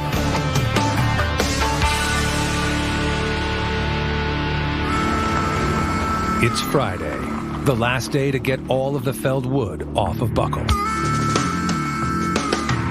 Me and Dad went out of town for a few days. We had to take care of some stuff. Everything went well there, and well, when I got back, I noticed the loader was gone, so I guess they went ahead and moved that. I'll have to talk to Dave about that. I guess you got Williams' loader out of here. Yeah, I was hoping we'd have more stuff done, but I mean, with the mill messing us up, that's what Dad was worried about. You know, thinking about the given circumstances, I think the guys made a good decision about moving. You know, if we don't haul, we don't make no money. Yeah, if we get you over there set up, y'all can just stack wood, and I can take the old shovel or whatever and just load up. Yeah, I mean, I'm thinking there's probably, I'd say 6 loads. As long as we get you moved, that's the main thing. Yeah, everything else. Yeah, y'all can be stacking, I'll clean up and load trucks. They might as well get Dave moved over there and finish what they started. I can handle loading all the wood here at Buckle with the old shovel.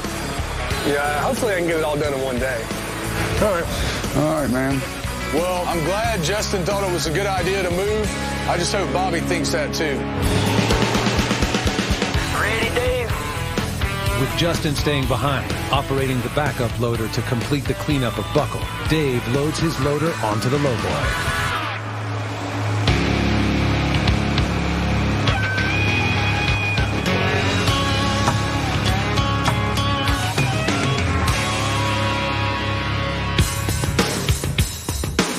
An hour and a half later, Bo and Dave arrive at Lennon with the second loader.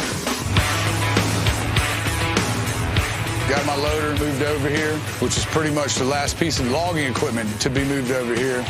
But we did it. We're going to work with this wood. And the wood looks just as crappy as everyone said it did. But, you know, we're going to do what we can do, and hopefully we can get some wood hauled and maybe make our boss man happy. Back at the Buckle tract, Justin loads up the last few loads of wood. Coming out. Finishing loading up the wood they had left. I've got 7 so far. And I think I got about maybe 2 more loads. Load gum logs, and I'm going to see if I can scrap together another load of pulpwood.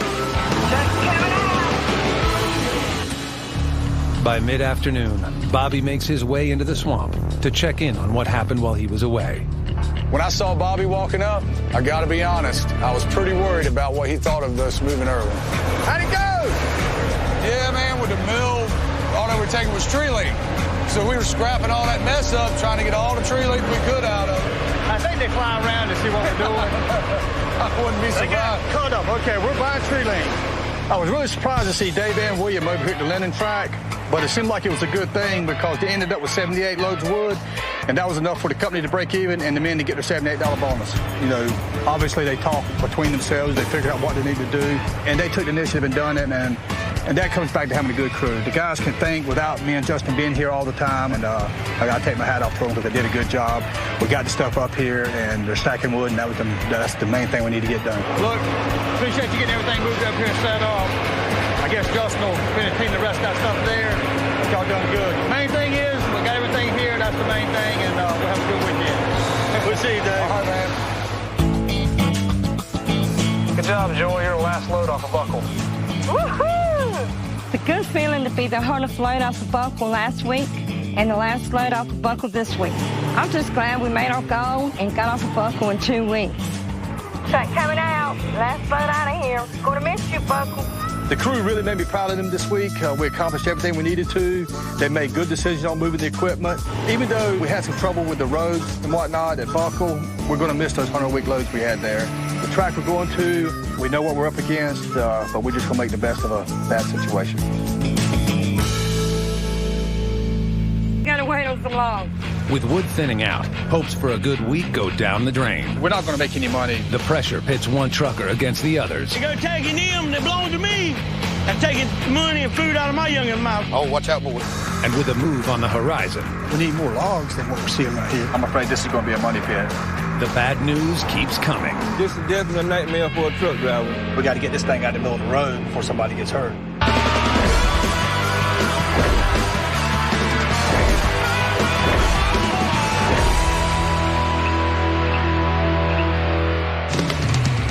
Over the past 2 months, Bobby Goodson and his crew have been battling the wet roads and long pulls of the 250-acre Buckle Tract. Truck coming out. Just as load counts started to rise, Shutdown's coming. annual maintenance at the pulp mill forced restrictions on hardwood pulp. It'd be 50% the first week and then 40 to 50. Still, the crew managed to strap together enough hardwood logs to reach their 100-load weekly goal. Don't leave unless your belly's full.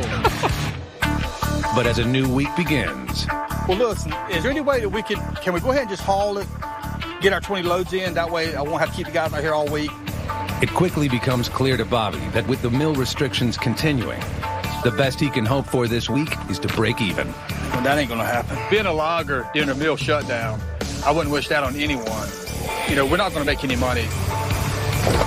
We've got to get 75 loads a week. That's what it takes for the company to break even, and you got to at least get 75 loads for the men to get their $75 bonus. Goodson's All-Terrain hauls wood to 3 different mills from the Buckle Tract. Hardwood logs go to both Corbett Timber and Turnbull for use as construction-grade lumber and veneer. The hardwood pulp goes to the pulp mill for use in paper products. Normally, loads are split evenly, with half going to the pulp mill and the other half going to one of the hardwood log mills. But with the pulp mill quota restricting Bobby to 4 loads a day, the crew will have to scramble to find more hardwood logs than usual. What we're trying to do is haul enough wood to pay the guys in the fuel bill, so hopefully we can make this week worth being out here. It's going to be tight. Over on the deck, Dave is greeted with some unwelcome news to start the week. This is the last thing I needed to see this morning. His loader has been taken out of service for maintenance, and he's been given an older backup loader to load the trucks. It's not a bad loader. I mean, 20 years ago, it was state-of-the-art. It's just a slower, clumsier, and that's because it has 5 levers instead of 2 joysticks. You don't want to run it wide open because, you know, it is older. Main thing you want to do is just keep it running. The slower loader is not only bad news for Dave, but also for the truckers who get paid by the load and have been dealing with some problems of their own. With load counts dwindling because of mill quotas, the competition for loads is heating up. How many did y'all get out here Saturday? There's like 6 trailers, wasn't there? Yeah, but knowing that me and Joel was going to work, guess who showed up about midnight and unloaded 3 of them? The monster. Bobby and his son Justin own the trucks that haul the logs, and each driver has been assigned 2 trailers. They can be loaded on Friday for weekend deliveries when the mills are taking wood. For the past 3 weekends, Monkey has taken some of these loads from his fellow drivers. The last Saturday that Joey and myself worked, Joe Mackey knew only 2 trucks were going to work, so he come in here at midnight and unloaded a bunch of the trailers and was gone before we even got in here the next morning. All wood on Saturdays, and that's what Bobby wants. All I know is just going to have to be mad. And just had to get over it. I'm going to do what I got to do, keep ahead of my bills. Coming out. That's sorry, man, that's sorry. The disagreement over spot trailers isn't the only trucker issue Bobby has to deal with this morning. Hey, has anybody seen EJ today? He's here. He quit this morning. EJ, the youngest driver on the crew, had grown unhappy with his shrinking paycheck during the mill slowdown. Apparently, EJ had got a better job opportunity, and I don't know what happened to the 2 weeks' notice, but anyway, he's no longer with us. Not everyone's upset over EJ's sudden departure. Looking good in that new rig, Joy. Thank you. It's about time. Joy has picked herself up a new set of wheels. Joy's been driving the 16-year-old Mac now for a good while, and she's been bugging me for a new truck. It's not a good time to ask for a new truck, is it? A new equipment does make a difference. Yeah, is that a hint or something? So Justice went ahead and put Joy in EJ's truck. You know, she works hard and she deserves it. Your wish has finally come true. Got your new truck. Yes. I hate to know I had to get it the way I got it, but, you know, it needs a driver anyway, so I guess I'm just as good as any, right? It's a lot nicer than the Mac. It's got a lot more power. It's like getting out of a Pinto into a Cadillac. I can really get used to this baby. Joy has another reason to be. I've been out. She sure looked out for me while I've been gone.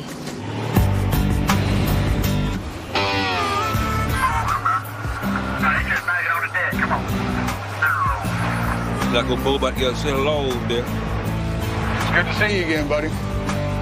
Welcome back, Bobo. Well, you done pretty good for a rookie. He can work. Yes, sir, buddy. How you doing? Very good.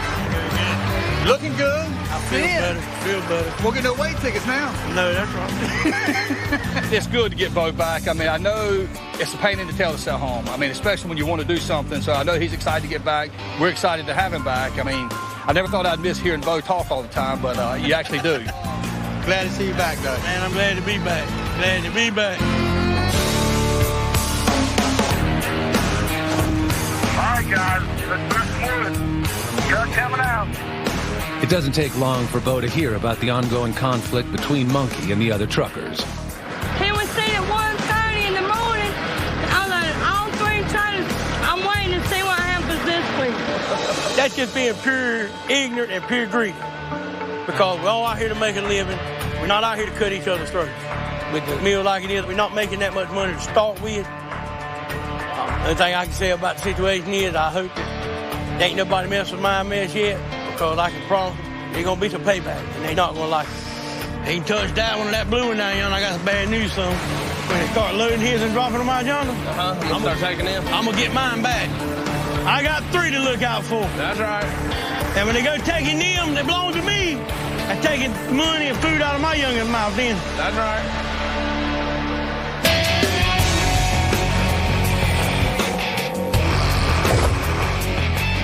Back coming out. By late afternoon, the crew is on pace to get 18 loads out, despite the mill restrictions. But the small amount of wood remaining to be cut has them concerned about whether they can hit the 75 load goal and get their $75 bonus. You know, last week we got lucky. We had enough logs to make, get bonus. But this week we're running out of logs. Here comes Dave. Bobby's employer, Corbett Timber, is also concerned and sends buyer David Robinson to the deck. What's up, Dave? Hey, man. How you doing? Turned from mud to dust out here. Yeah. David paid a high price to secure the logging rights to Buckle. Any idea what Semitro's got left?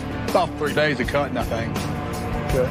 Whenever David Robinson comes out to the swamp to check on how much wood we got left to haul, I know something's up because, I mean, he could call me on the phone and ask me that. I think what David's really worried about is the investment that corporate's got in this timber and if we're going to have enough wood to haul out of here to get their money back. The mill's being shut down right now, and we're having less and less hardwood logs to pick from. The answer is I don't know. Where he's at now, there's been some good logs coming out. Good. Yeah, I need that cycle. Good news in my ear. Dave's got a lot riding on this track right now, and I wanted to pay off for him, but I got paws of my own right now. We had enough hardwood logs to get 18 loads out, but the way the wood is thinning out there, I don't know if we'll be able to keep that up the whole week. We need to try to find a way to get more hardwood out for his sake and ours.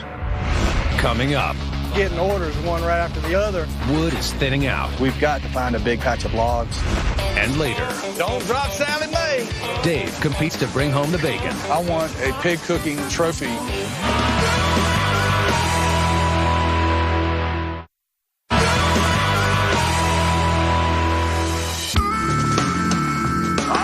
That's number 4, guys. That's it for the pulpwood today. Only logs from here on out. And it's not even 9 o'clock, and we just filled our furnace with pulp mill. It's probably going to be a short day. It's only Tuesday in the swamp, and with the hardwood log supply thinning out, Bobby's crew is feeling the pressure under the mill's 4-load-a-day quota. We just have to pick through the wood and get the logs out. Yeah, 10-4. God, it was so hot. With the 4-load pulp mill quota met, Dave must still use the old backup loader to sort through the pulpwood to get to the hardwood logs. God, I see him working on my loader, man. I can't wait to get out of this piece. This meal quota is probably going to affect my paycheck. Probably not quite half of it, but probably close to it. Because I'm looking at 9, 10 loads that I'm not going to get this week that I got last week. What's up? Hey, tell me the good news. With concern growing at the mill about the shortage of logs, Corbett Timber sends representatives to the deck for the second time this week. We're just getting orders one right after the other, and now it is the big push season. Leslie Davis and John Deans drive home the immediate need for hardwood logs to fill orders for the upcoming construction season. We're about into it from a slow time, getting more contracts into the real season. Right. I hope we can gain a row or two this week. I really do. You know, the bottom line is we've got to find a big patch of logs, because if we don't find any logs, Corbett's not going to be very happy.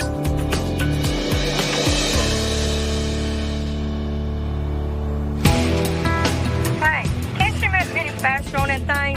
How much longer we gotta wait on the logs?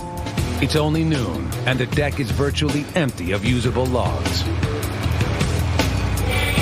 Petro, we need some more hardwood logs up here. What are you seeing out there? We have a lot of hardwood. Let me check to see what's down in the ground. They're cutting 2 types of wood. Pulpwood, which is under 10 inches in diameter, and hardwood logs, which is anything larger. Since Demetrio cuts 5 days ahead of the crew, there is wood scattered all over the tract, waiting to be pulled to the deck. So he retraces his steps and sifts through the wood on the ground, on the hunt for logs.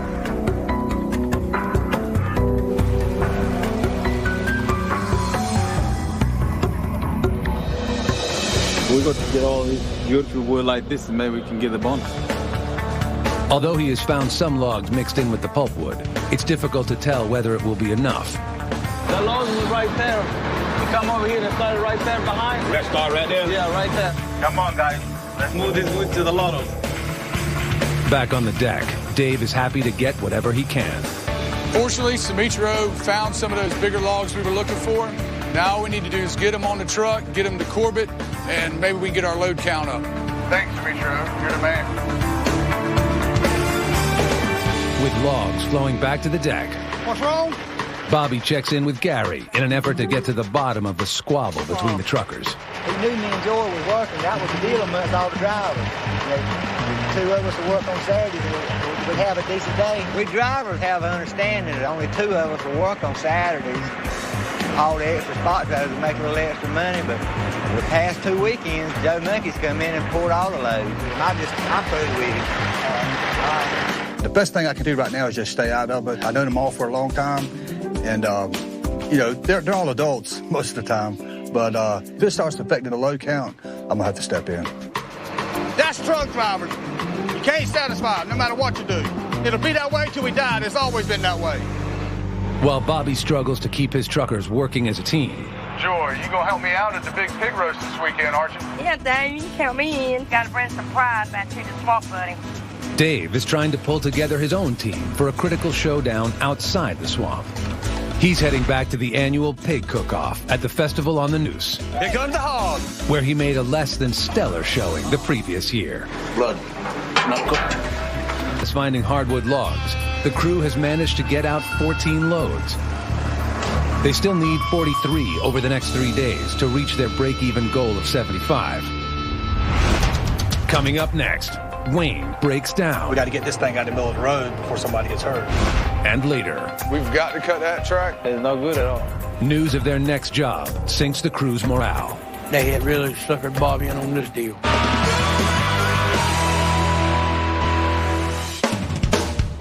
It's Wednesday, and the Goodson crew are still hoping to meet their 75-load weekly goal, despite low quotas, while the mill completes its annual maintenance.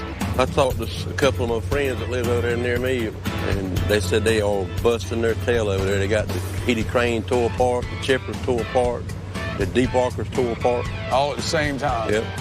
The loggers need 43 more loads over the next 3 days, which averages out to about 15 loads a day. We really lucked out yesterday when Sumitra found that big patch of logs, especially not knowing when the mill's going to be back up and running. Hopefully we can keep these logs moving and nothing else go wrong, because we're barely on pace for our 75 loads. With his break-even target still in jeopardy, Bobby's lined up another client who could give his bottom line a much-needed boost. Is this the artiste? I reckon. How you doing, sir? How you doing, Bobby? Brad Kedrick. Nice to meet you, bro. Nice to meet you, sir. Lamar, a wood buyer who purchased stumps from Bobby in the past, has brought another potential buyer out to the swamp. How about that? His name is Brad Kedrick. He's actually a carver, and I'm hoping he'll buy some of these butts we got piling up around here. The butts are useless to Bobby because they're too big to grind at the pulp mill, and the swelled ends cannot be used at the log mills. Brad takes pieces of wood and makes artwork out of it. He sold pieces that he's actually gotten $40,000 for, and it's just an amazing amount of money from a little block of wood, and it's wood that's giving us a headache. What are you looking for when you look at a block of wood? That one up there looks good. I walked up and saw that stump pile, and I said, I see 5,000 ducks ready to have you hatched out there. Yeah, that's a pretty stump right there. If this was cut right here, it'd be about That'd be a good stump. Or that one there. Both of them are nice. Those stumps are wood gold. This is good wood, yeah. Yeah. Well, look, thanks for coming out here. My pleasure. Showing me everything. Hey, thanks. We're going to try to get you some more of it. Brad showed me what he's looking for, so I'm going to get Justin to go in there and see if he can pull out something for him. We only get a few $100 a load, but every little bit helps. It's a lot of money for a butt we throw away. Maybe I should take up wood carving. Joy, I'm gonna need you to bring that dump trailer down here to the deck. I'm on my way. The special wood order also means new responsibility for Joy. Got a special assignment for me? Yeah, we're gonna need to clear these butts out and get them to Lamar. Since EJ's quit, I inherited EJ's truck, and the dump trailer comes along with the truck because it's the only truck that has a PTO on it. PTO system is a hydraulic system to raise the bed up and down. So when the boys have their special missions that they go on, I'm right up there with them. I've got my special missions too. Just coming out. Joy delivers 2 loads of butts before making it back to the deck around noon. But the lack of logs has the drivers waiting once again. Baby doll, how's it going? What's going on? Waiting in line. I know, right? Yeah, it's kind of rough right now. I've been to Corbin back before they loaded the truck. Some people on this job feel like that they're the only one that needs to make a dock. It's been 5 days since their dispute with Monkey over stealing trailers, and the truckers' irritation hasn't even begun to die down. Is everything resolved now? Or is No. basically like it was? No. It ain't? No. Everybody kind of gave him the cold shoulder and really didn't even talk to him unless they had to. We all human out here. We ain't kids. It's real life activity. Yeah. It's on add up. This is a dangerous job out here. We need to stay focused on what we're doing. We can't get mad and stay mad at one another. We need to be safe so nobody don't get hurt. Can I make a suggestion? Why can't all those truck drivers call a little meeting and resolve this little issue? You know, we've always been a family out here. Maybe we do need to talk to him. Well, See what's going on. everybody, this truck driver come up and lay some rules down or something like that, you know? I'm with you. All right. But I'm a warn you now.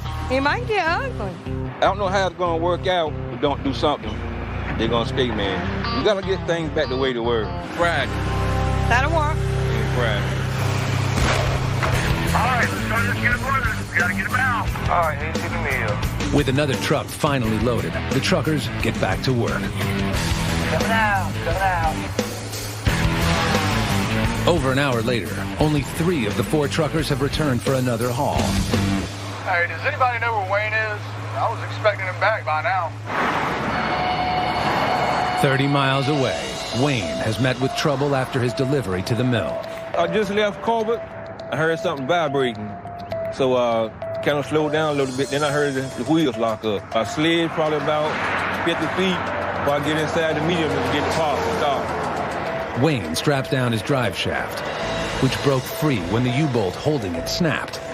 Without a drive shaft, the engine's power can't turn the wheels, and his truck is dead in the water. Another truck out of action. That's the last thing we needed this week, especially one broke down in the middle of a busy freeway.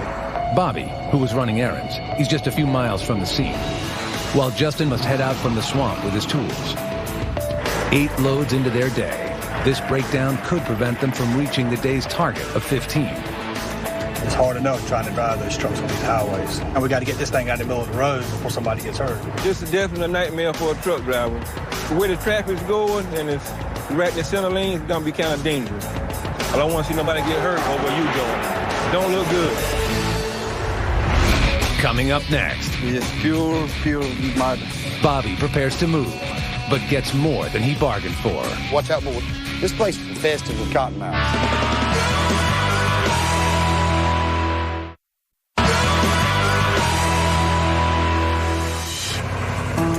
Already a truck down this week since EJ quit, Bobby Goodson must now deal with Wayne's disabled truck, which has lost its drive shaft in the middle of a busy highway. Everything on the truck still works, but he doesn't have a drive shaft in there because the universal joint's broke. Get on top of the truck now, Bob. I wasn't staying down in there. Right here where the boat came out. It connects the engine power to the rear ends, which makes the truck go. And right now, nothing turns the tire. I wonder if I could pull it backwards. The first thing we got to do is get Wayne out of the road. I mean, this is a heavily traveled area. There's a lot of cars going by on either side. The last thing we need is for somebody to get run over. Okay, let's see if we can get this done without getting killed. I don't want to waste any time getting a tow truck here if I don't have to. I'm going to see if I can take my pickup and see if I can pull them off the road. He's going to run to the back of it. Wayne's truck weighs about 30,000 pounds unloaded. I like my little truck a 4-wheel drive, and I had to really give it some gas to get it moving. You know, it's kind of lucky. The traffic opened up right then, and I was able to ease them across the lanes and get them over into the parking lot. You know, if we're really lucky, me and Justin will be able to get this truck fixed pretty quick, because this truck ain't making anybody rich just sitting here. Every 2 hours, I'm probably losing a load of wood, probably about $35, $40. That's more than I can use in my pocket. It had to be knocked out. The bolt was still broke off in the dry shaft. Normally, that would mean a couple-hour wait while we took it to the shop to get the bolts out. But Wayne was nice enough to break down right in front of the parts store. I'm gonna go around and walk up there to the shop and see if I can get one of them guys to help me get this out. The boat down in a good area. What more can I ask for? Well, Dave, you happy now? You got your baby back. Man, ain't that the truth? You won't hear me complaining about that motor ain't out there. Back at Buckle, a different repair is finally finished. Dave's loader is back in action, and the old backup loader has been retired once again. Print's held up, served its purpose for a few days, but nothing beats what I've run every day for about the last 4 years. They worked hard on it, got the part, got it in. She's ready to go. Seems to me it's a lot faster than it was before, but, you know, I was running dinosaurs over there, so. All right, everybody, I'm back. Let's get some wood hauled. 10, 4. We need you happy if we're going to do well at the Big Pig race this weekend. You know we got to represent the Swamp Pig. Have you heard anything about Wayne? Have they got it fixed yet? I don't think they got it yet. Darn, I swear It don't never fail, something tears up. 30 miles away, Bobby has returned with a replacement part for Wayne's broken U-bolt when Justin arrives with the tools to fix the truck. By the time I snug them up, we're done. So give another load of wood. Got the broke bolt out and got a dry shaft back in there. It still cost us $400 or $500. He's fixing to pull out right now, so hopefully he can get a few more loads in today before the day's out. Wayne's breakdown cost him at least 2 loads, and with logs still in short supply, the crew at Buckle expect to finish the day with only 11 loads. Meanwhile, Simitrio makes short work of the few remaining trees to cut here and heads in, ready for his next assignment.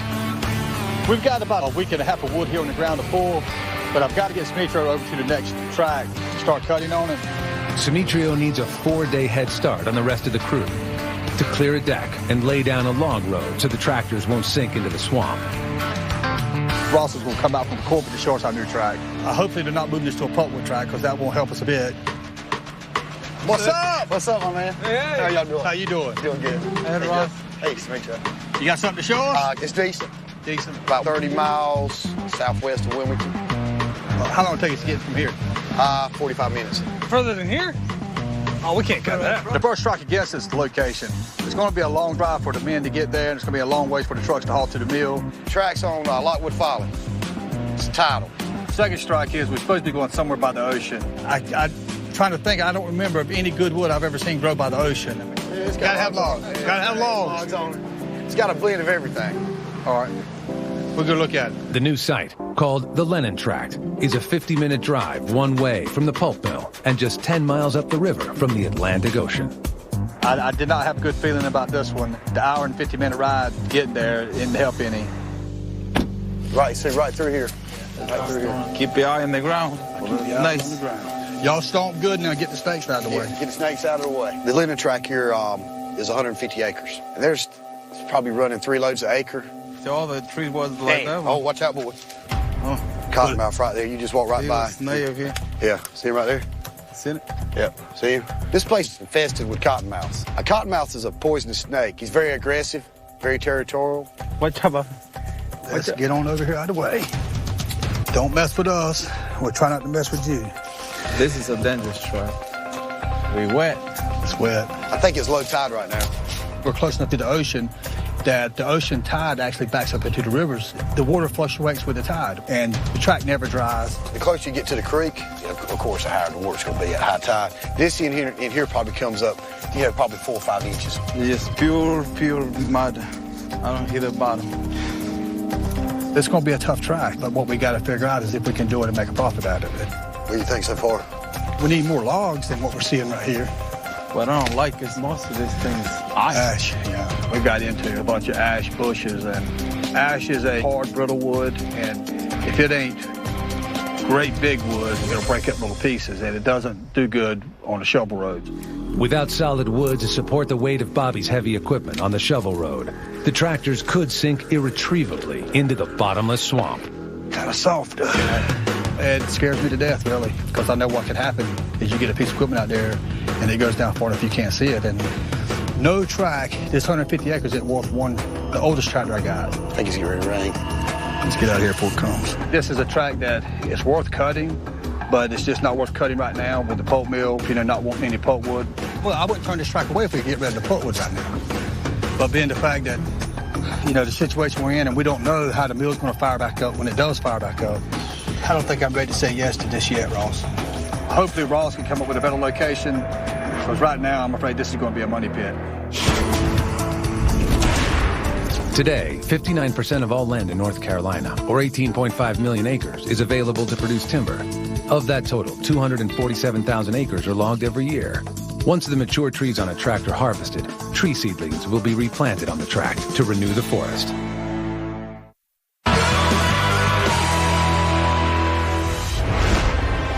All right, guys, we need to tighten up. I need some logs. We got to get them to the deck so we can get them on the truck. It's Thursday, and with only 2 work days left this week, the swamp loggers are still 32 loads shy of their break-even goal of 75. It's a difficult target, with mill quotas limiting their daily loads. And today, the crew gets more bad news. We've got to cut that track. According to what I heard, they want to cut it, and they're like, you kidding me?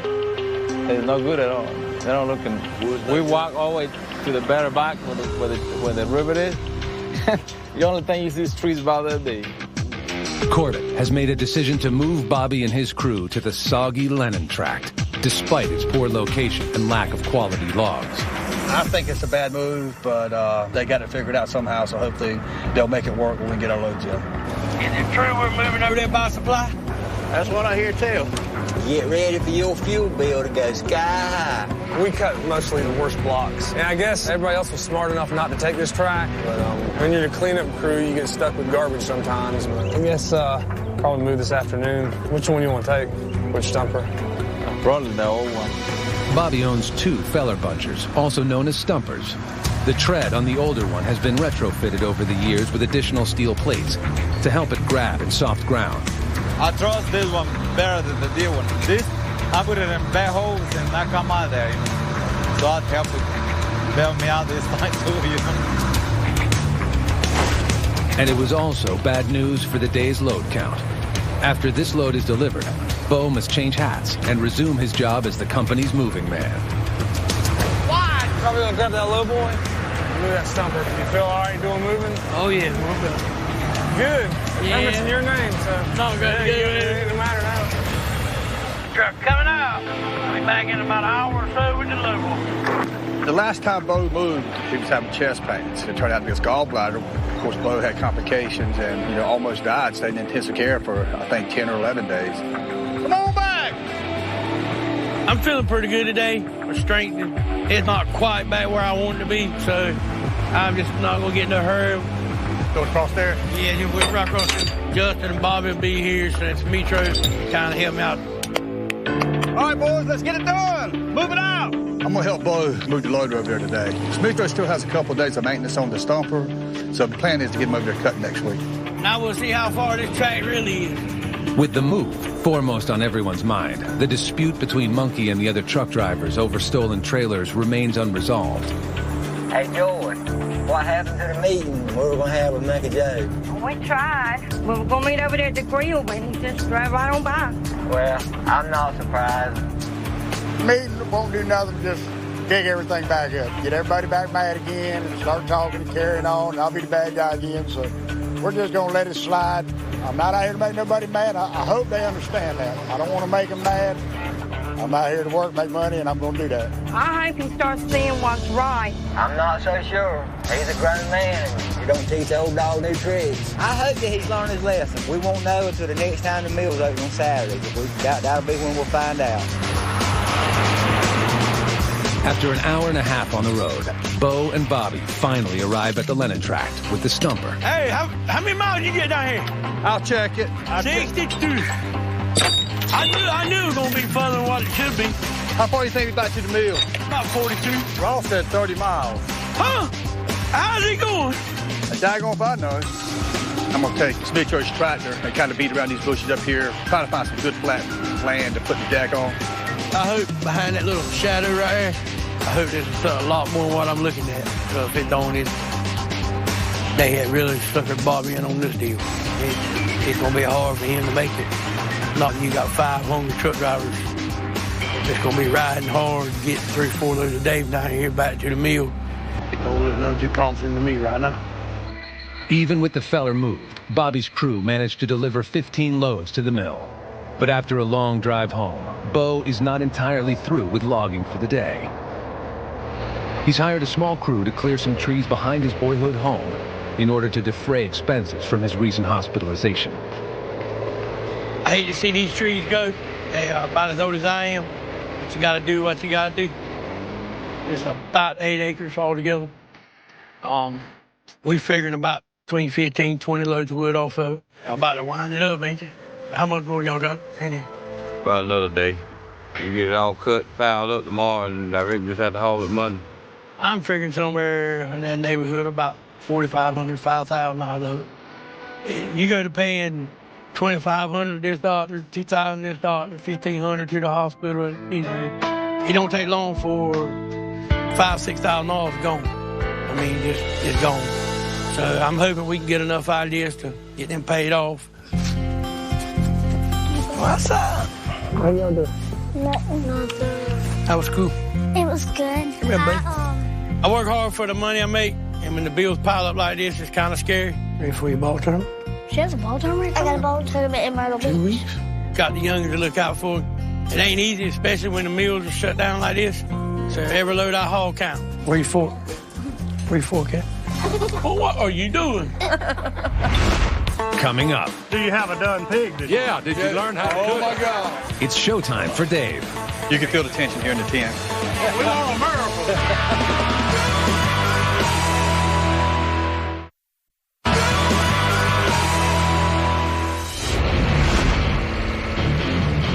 All right, guys, I know it's going to be hard to do, but we need 17 loads today. It's the last day of our hauling week for the guys, and they're awfully close to getting 75 loads, which I really didn't even consider it as being an option this week, being that we didn't have but 20 loads of pulpwood to haul. All right, Monkey. First one of the day, 16 more. Coming out, Chuck, coming out. But the guys have worked hard. They found a lot of logs, and we're awfully close to getting it. It's going to be tight. Gary, you're number 60. We need 15 more. Joy, that's number 64. We need 11 more. Of course, it helps the company the more loads we get, but those guys get 75 loads at $75 in everybody's pocket. Just loaded load number 68. All right, Marky, you're number 70. Joy, you're number 71. All right, Gary, that's 72. 3 more. We were doing all right. By the end of the day, we were sitting on 73, but there wasn't a truck in sight. I'd love to see Wayne, Gary, anybody, I don't care who it is, coming around the corner.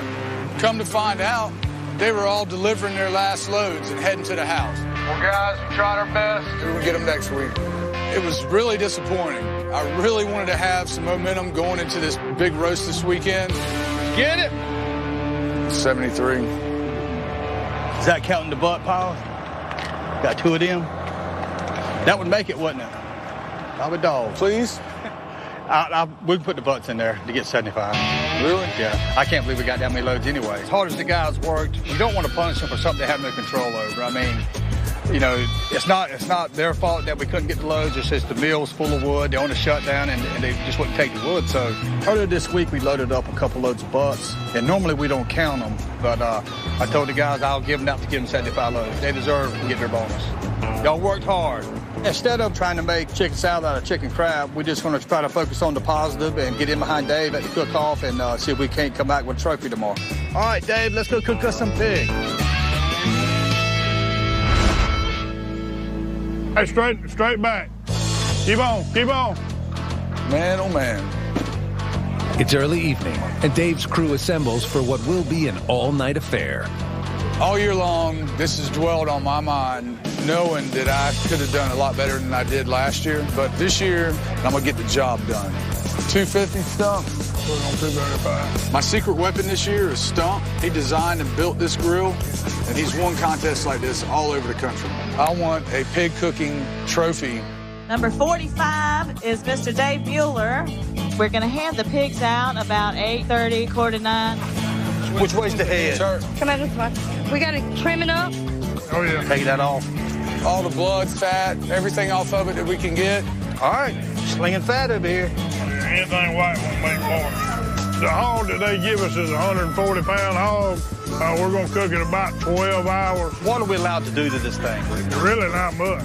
It's pretty much, you know, clean it up and put it on the grill. You got it, Dave? Yeah.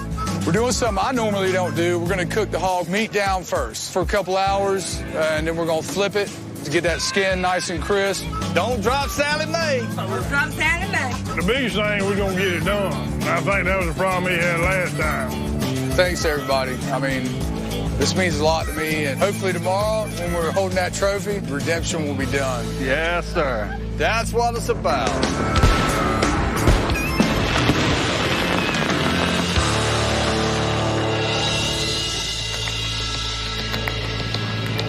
The pig is supposed to be around 200.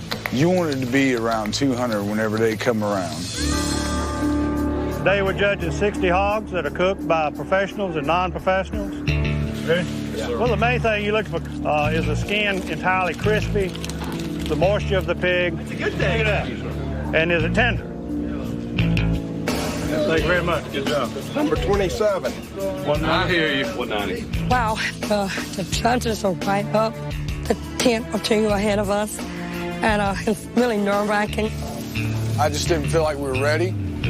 Okay. Yes, sir. Let's see what they've learned. We choose to pass right now. We got a request for a pass. We're going to try to single ourselves out by making them wait and come back around to us. So we got 45 more minutes. So we're playing mind games with the judges now. So you have a done pig? Yeah. Did you learn how to cook? Oh, my God.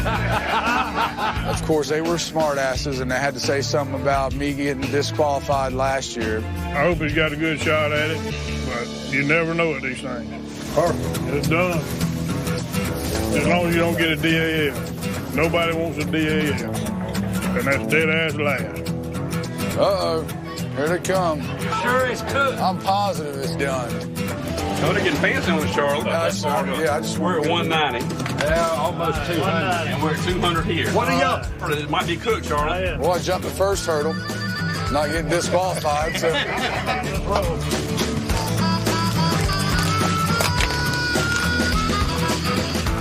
A little bit, though. I know. Been cooking for 2 days. Hey, whatever it takes, right?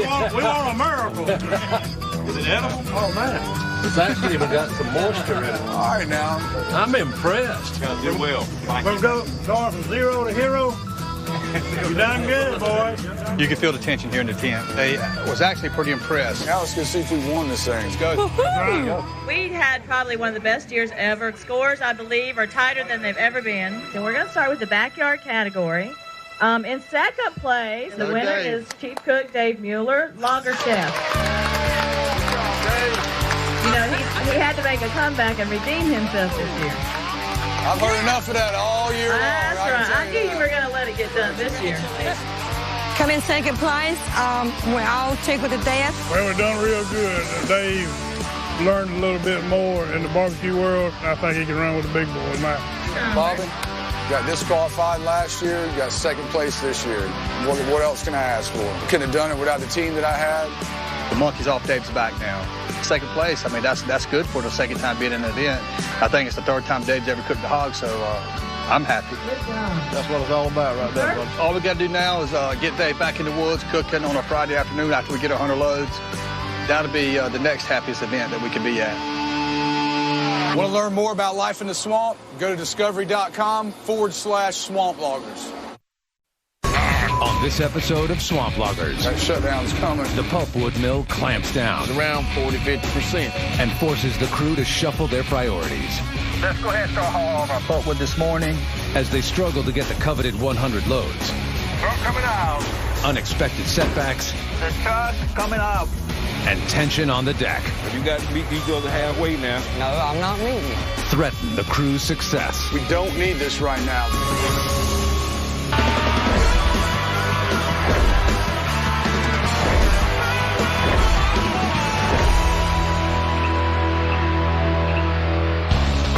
It's a new week for Goodson's all-terrain on the buckle track. We're gonna have to slide down over here. Sliding everywhere. After last week's wet weather, Let's just shut it down. Shut the road down. a weekend of good weather has left the roads dry and ready for trucks. The first to arrive is EJ, who unexpectedly is starting his day on the loader, filling up his truck. I was planning on starting my morning about 3 o'clock this morning, unloading my trailers. Friday, I had 3 trailers that was loaded. When I got here this morning, all 3 of my trailers backed off on the side empty. On Friday, EJ's spot trailers were left full, awaiting his arrival early Monday morning. However, in anticipation of possible bad weather, some of the other truckers came in over the weekend and hauled any full spot trailers to the mills to get a jump on the weekly load count, leaving EJ short several loads for the day. On the weekends, we don't mind if somebody else unloads our trailer if we ain't working that weekend. But, I mean, the right thing to do is at least call and ask the person that you're taking his trailer. When somebody's planning on getting up early and coming over here Monday morning to empty their trailers and then find out he ain't got no trailers, then, yeah, it kind of pisses you off. As the rest of the crew of Goodson's all-terrain start their day, William checks in with Bobby. I got to leave at 11 o'clock. I got a doctor's appointment. Okay. After the medical crisis their fellow crew member Bo went through, how are you? All right. Goodson's all-terrain had a medical team come out to the swamp and check the crew's health. Arms got tingly and numb. That's your warning signs. You're going to have to follow up on all that. William's blood pressure was found to be dangerously high, and he was advised to see a doctor. Everything okay? Yeah, just getting a physical. Good. Your blood pressure high? Yeah. I'm on the way to the doctor today. I got to find out why my blood pressure is fluctuating. Make sure, I don't have any major health problems. Whole lot easier to fix it before it gets bad. Oh, yeah. All right, that's good. Truck coming out. Truck coming out. William, you got a copy? Yeah, go ahead. How'd that weather system that came through Saturday do for you? It messed us. Like some people, they got it hard. Is your loader running all right? I'm going to find out today. There's something going on. I hear it, and then I don't hear it, and I don't know what's going on. It could be 2 or 3 different things. The loader's been acting strange and making all kinds of weird noises, so I'm just going to take it easy on it today. Yeah, I hope both these loaders keep rolling, because that shutdown's coming. Yeah, that's right. The other concern Goodson's all-terrain has are the hauling restrictions imposed by the pulp mill. On their current tract of land, Bobby and his crew are sending wood out to 3 mills. The hardwood logs go to Corbett Timber and Turnbull to be used in veneer and construction-grade lumber. The hardwood pulp heads to the pulp mill, where it is chipped and used to make paper products. With almost half of the weekly loads going to the pulp mill, any restrictions will severely cut into the company's bottom line. I take my coat off. It's getting serious. Good morning. Good to see you, my friend. It's been a while. Corbett Timber's Leslie Davis stops by the swamp to discuss the mill shutdown schedule with Bobby. Finally got the schedule. Have you seen it yet? I haven't. No, I need to. It's around 50%, 40-50%, so they're keeping everybody on order. It looks like the pulp mill is only taking 50% of the wood they normally take. You know, unfortunately, I can't make partial payments to the bank on the equipment I got. I mean, I got to make full payments even during the shutdown, and we're not going to be able to haul wide open. I hope they make some room, because you and I both know that 40 to 50 can come to a halt. Yeah. We're really going to have to watch what we're doing and hopefully no breakdowns, because it's going to be tight this next month. So it'll be 50% the first week, and then 40 to 50. Yeah, but then it should get better after that. Totally just build up. Bobby does put in around 40, 50 loads plus a week, so you're talking about cutting out at least a quarter of his production.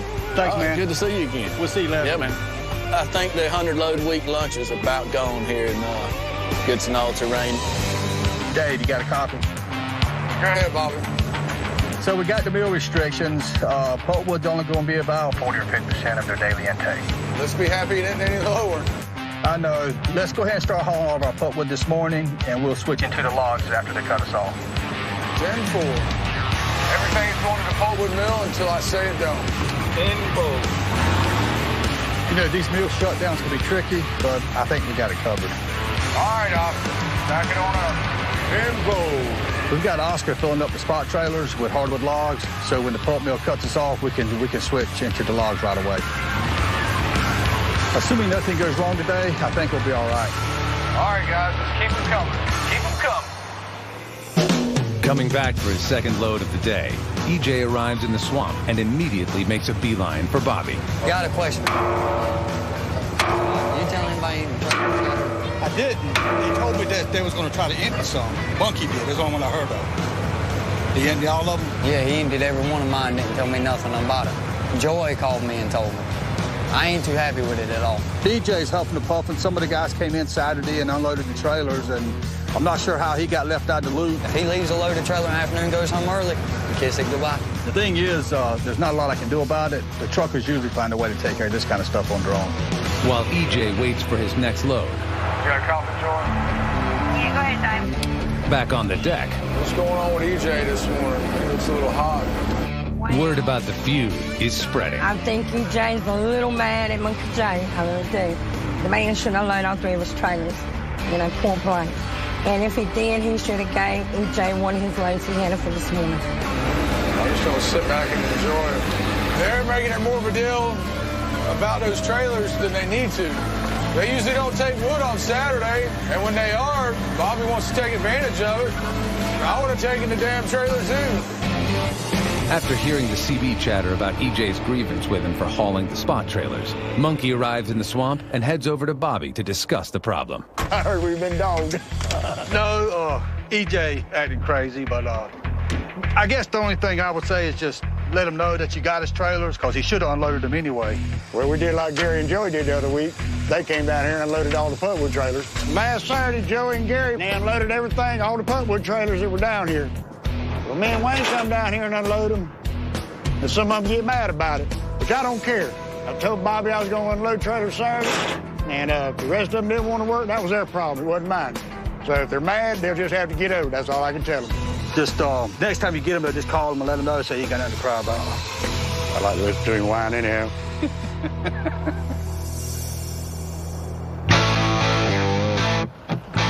Wasn't expected to be so pretty. Yeah, I got you a pretty one here. You're going to love this thing. With mill restrictions adding to the already chaotic swamp environment, Bobby is always on the lookout for ways to improve on his ability to get the wood out. It looks like it's brand new. Today, he meets with Army surplus dealer Vic Gord to test out a new all-wheel drive truck. What size Cummins is that? what they call a 855 cubic inch, rated at 250 horsepower. 24 volt? 24 volt. Well, really, everything in the woods, we have a backup, except for the auto car. We don't have a backup for it. It's something that's got all-wheel drive, and we're going to use it to help Oscar spot trailers. Obviously, you're skinnier than I am. That's the problem with these trucks. Crank it up.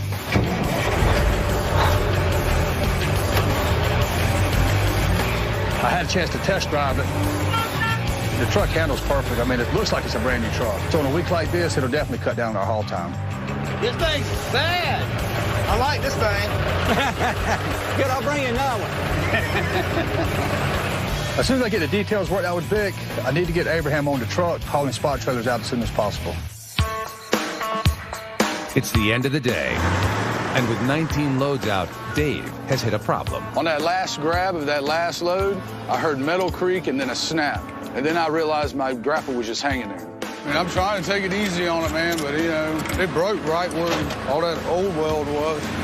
I guess I grabbed something this morning and it broke that pin. We'll run to the house and see if we can get that grapple welded up. All right. David's grapple, the wide arm is cracking apart. We've got the temporary grapple on it right now, but who knows how that old grapple's going to hold up. Bobby and the crew have replaced the broken grapple with an older, smaller grapple.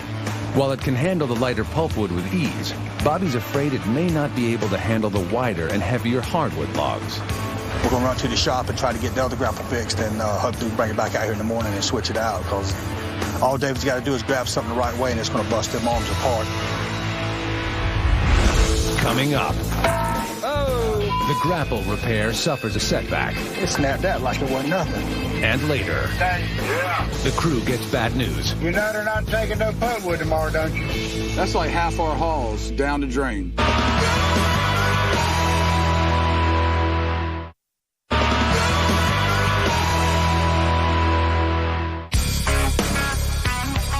It's early Tuesday morning. Morning. Bobby and Justin immediately get to work on repairing the broken grapple for Dave's loader. Dave is rough on him, I have to tell you.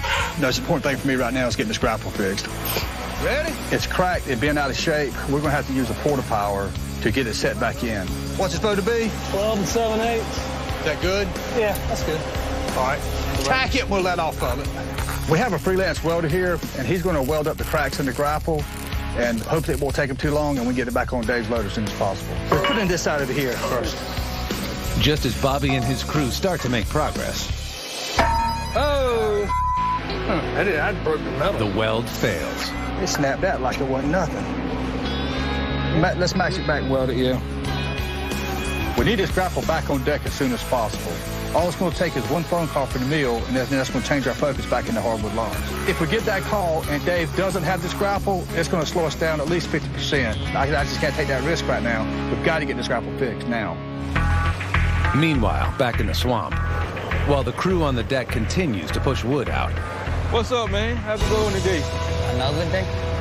Fellow trucker Wayne, concerned that the ongoing spot trailer feud between EJ and Monkey is going to lower morale, steps in as a peacemaker.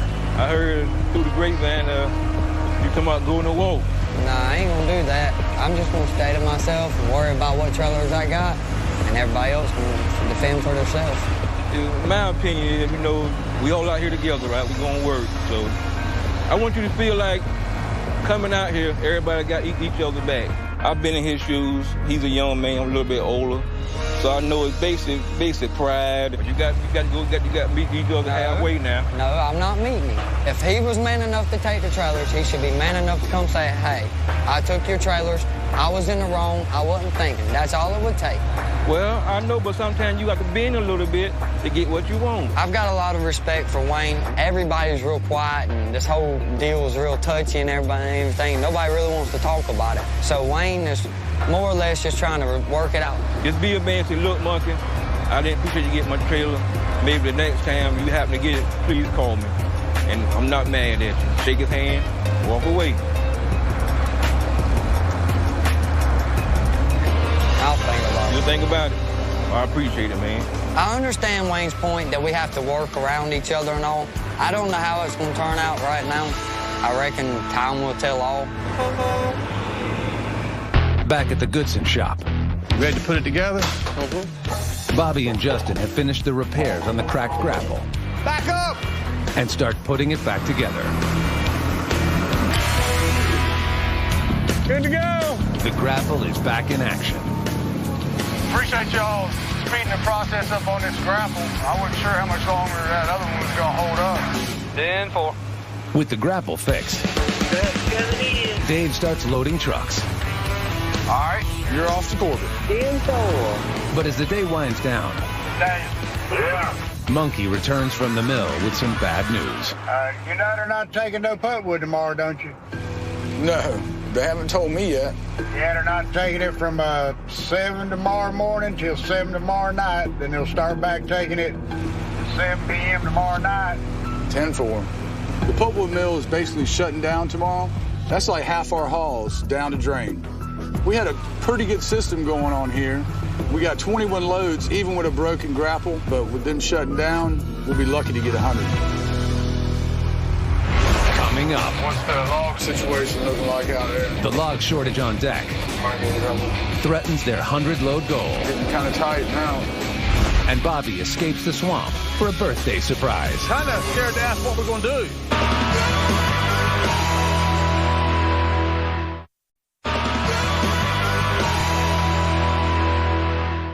What's going on? Nothing, trying to grade out some logs. It's about all we can haul today until after 7. Today, the pulp mill's not taking any pulpwood till after 7 o'clock tonight.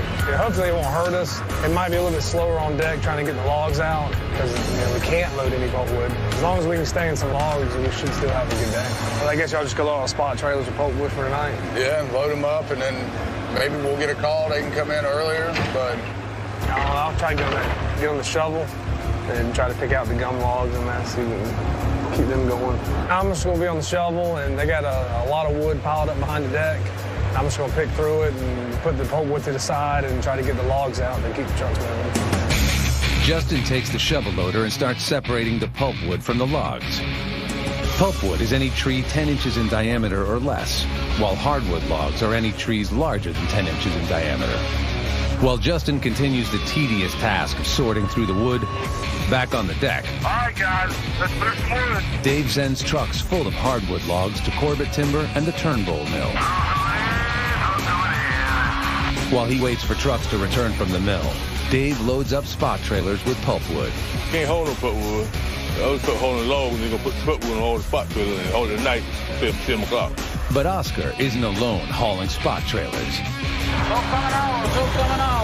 Abraham is also hauling spot trailers with the newly purchased military truck.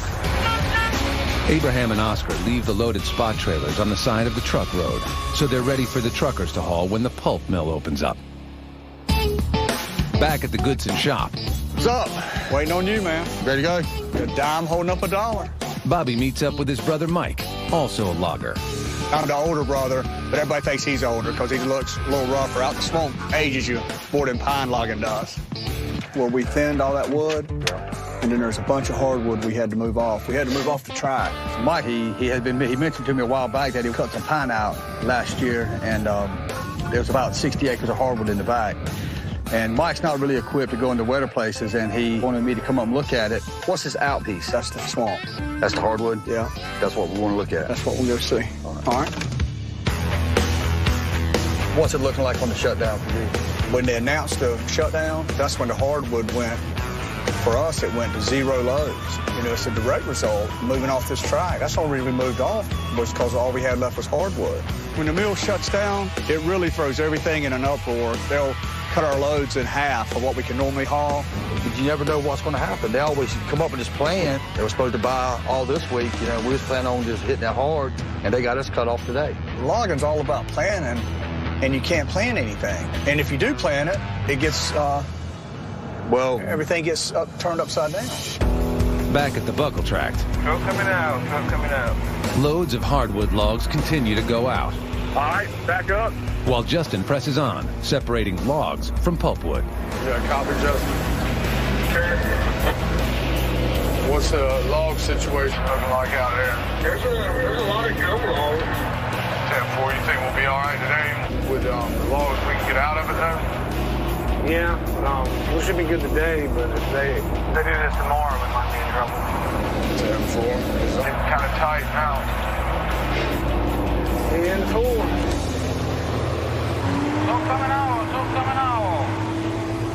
Bobby coming into Maysville. Old Stone. I was wondering how many people still hate us up here.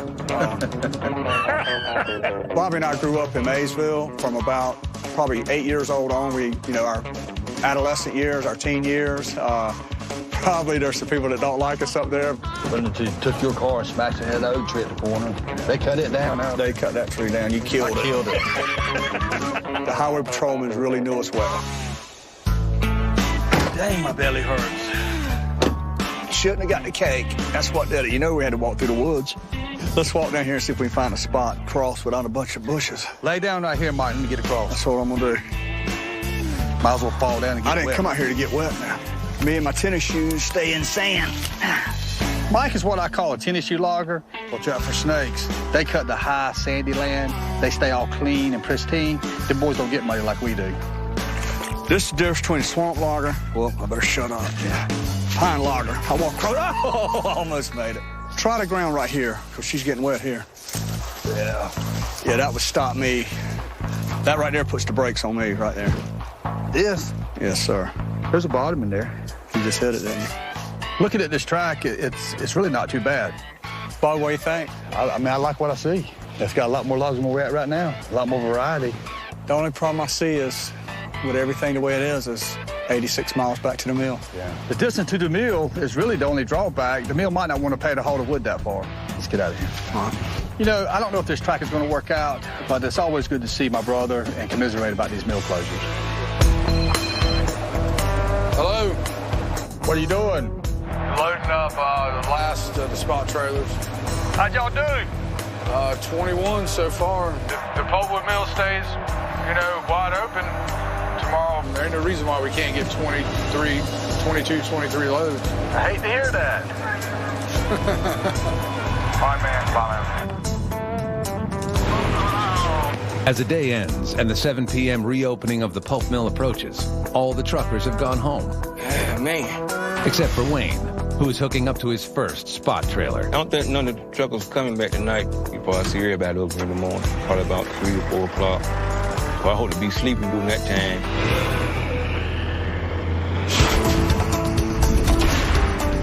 In 1777, the first pulpwood mill in North Carolina was built to relieve a paper shortage during the Revolutionary War. Today, market demands have changed, and North Carolina's pulpwood mills now produce a variety of paper products, ranging from cardboard boxes to baby diaper filling.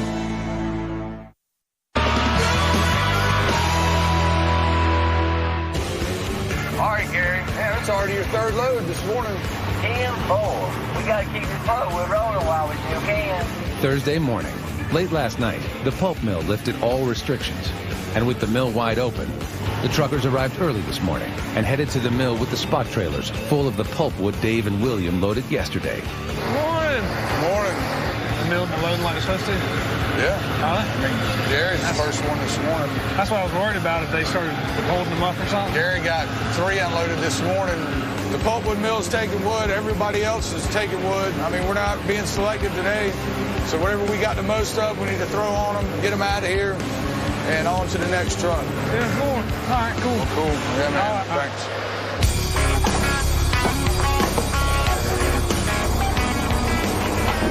Further out in the swamp, with the word out that the mill is open, Demetrio picks up the pace, felling as many trees as he can, which the skidders will haul to the deck as quickly as possible.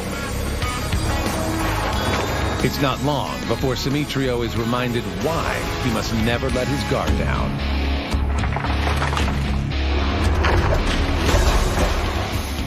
The long winter has left some of the trees dead and brittle, making them unpredictable. This poses a serious danger for Demetrio, since the trees could potentially crash through the window of his cab. And when you grab the tree, the blade got the tree, but also the ones that the grapples broke the tree from the top of the grapple and just go wherever he want to go. I'm scared more of these trees than anything else because you don't have to control the tree like that. Back on the deck, it appears the crew's luck has just run out. You got a copy, Monkey? More restrictions from the mill. I just got a call from the mill saying they weren't taking any cut up, but they are taking tree lengths. Yeah, they're stacked out over there with the double deck right now. The runways are full. I don't know how long the tree length will last because they've got right much tree length over there, so we probably need to try to push all the tree length we can, you know. We didn't have to cut us off altogether more. As long as we can make it through the day. Well, they did it to us again. Just when we thought we could haul wide open, the mill put another restriction on us. And now that means all this cut up that we have stacked up is going to sit here until we get some tree length. The wood is typically cut up in half by Dave and William, allowing them to stack more wood onto the trucks. But now, the mills are only taking uncut, full-length trees, and there isn't enough on the deck to keep them going. I really need more tree-length wood up here. If anybody can help me out. Now, the priority for Bobby is to get tree-length pulpwood to the deck as quickly as possible. Justin, anything wrong with this? All right. I'm going to pile that wood up over there. Because the pulpwood mill has put restrictions on us, I'm going to jump into the spare loader and see if I can help Dave and William organize their piles and dig some of this tree-length wood out. The main thing is to keep the loaders working as fast as possible. If they don't have enough tree length, the deck's just going to be sitting there waiting till they have the right wood. And if they're sitting there waiting, that means we're not hauling any wood. If we're not hauling any wood, I'm not making any money. So I've got to get out there and help these guys. They said they wanted to come by and check on me, see how I was doing when I was coming back to work. At least you have a time to spend with your kids. Yeah, they come home from school the other day, and I looked at them and I told them, I said, why y'all doing home so early? They said, Daddy, school's out. I said, go back, go back. But no, it's been nice, man. I'm really gonna hate leaving them like I did, but everything's going pretty good. It meant a lot to me that they come by. You know, it's always nice to see some of your family that you work with, you know, to come by and check on you, make sure you're still doing good. Good to see you. Good to see y'all. Try to get on back to the house, man. Y'all be careful. All right. Take care of yourself, my friend. Yeah, I told Bo not to get too excited. Boy, he's home with his wife and get bound up back at the hospital.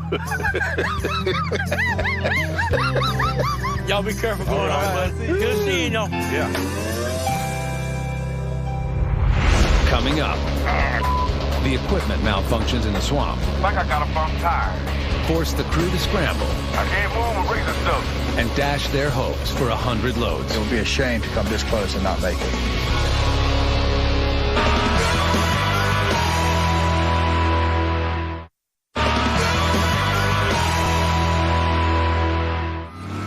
It's the last day of the week, and the crew needs to haul 18 loads to the mill today to reach their 100-load weekly goal.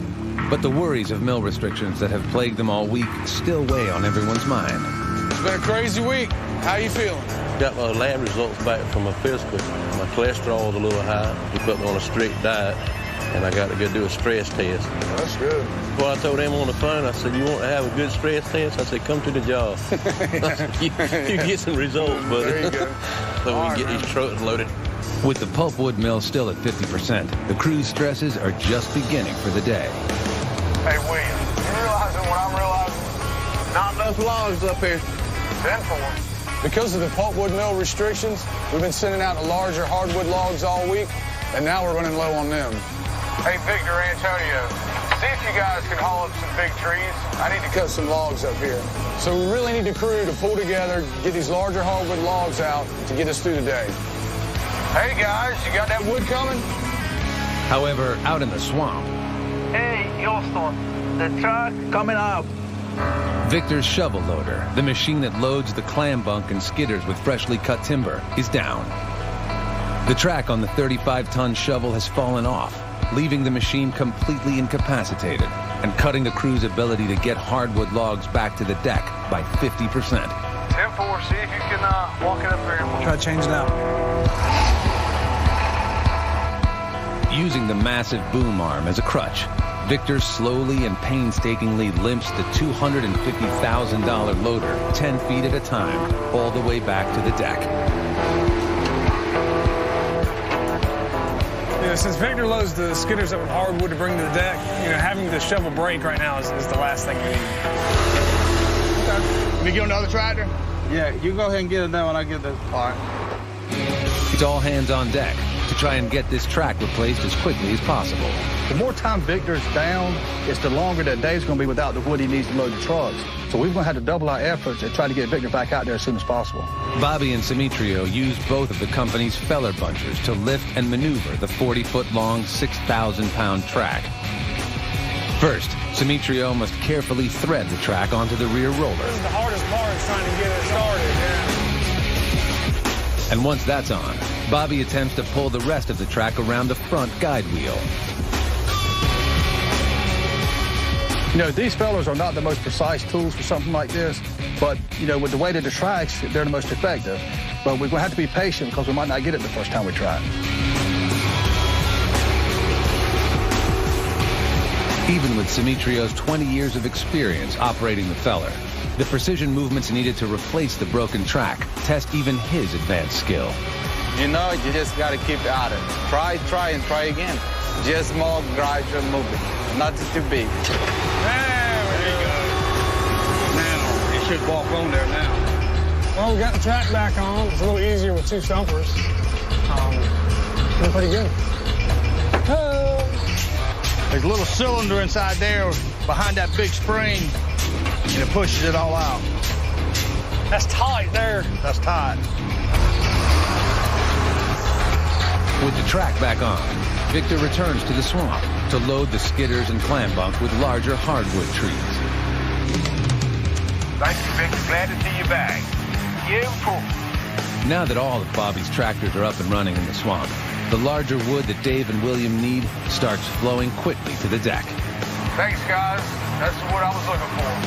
All right, Monkey, you're out of here. That's number 91. I loaded you up with some beautiful logs for Corbin. With 91 loads already out to the mill this week, the crew is moving closer to reaching their 100-load goal. Hurry your ass back for the next load. Okay. But out here, momentum can change in an instant. I ain't running too good on this road. Jeff, you got a copy? Good. It's very hard to run on this road. I think I got a bump tire. What's it doing, leaking? Yeah, she's not holding air too good. All right, just drop it full, and I'll get Bill, the tire guy, come out here and look at it. Now, carry the flow. You know, as luck would have it, as soon as we get one thing fixed to get everyone up and running, something else goes down. And now we're going to be at half capacity, you know, at a time when the deck needs as much large wood as possible. The clam bunk is capable of hauling large quantities of wood out of the swamp, so having one down, even for a short period of time, can be a big setback to the operation. Bill Summers, Bobby's tire mechanic, is called and arrives to help Durley. But it's just right here, I'm losing a lot of air right here every day around that. It's probably just that wood, Durley. And when you're going across them logs, a lot of times the stumps will catch and it'll jam that wood down in there, and it'll roll the bead out, and the wood makes it leak around the rim. That's what it is.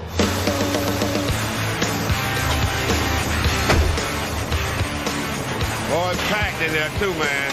Yeah, look at that. Look at that. You know what the choice is. Should never hold air with that in it. I'll get this scraped out. All right.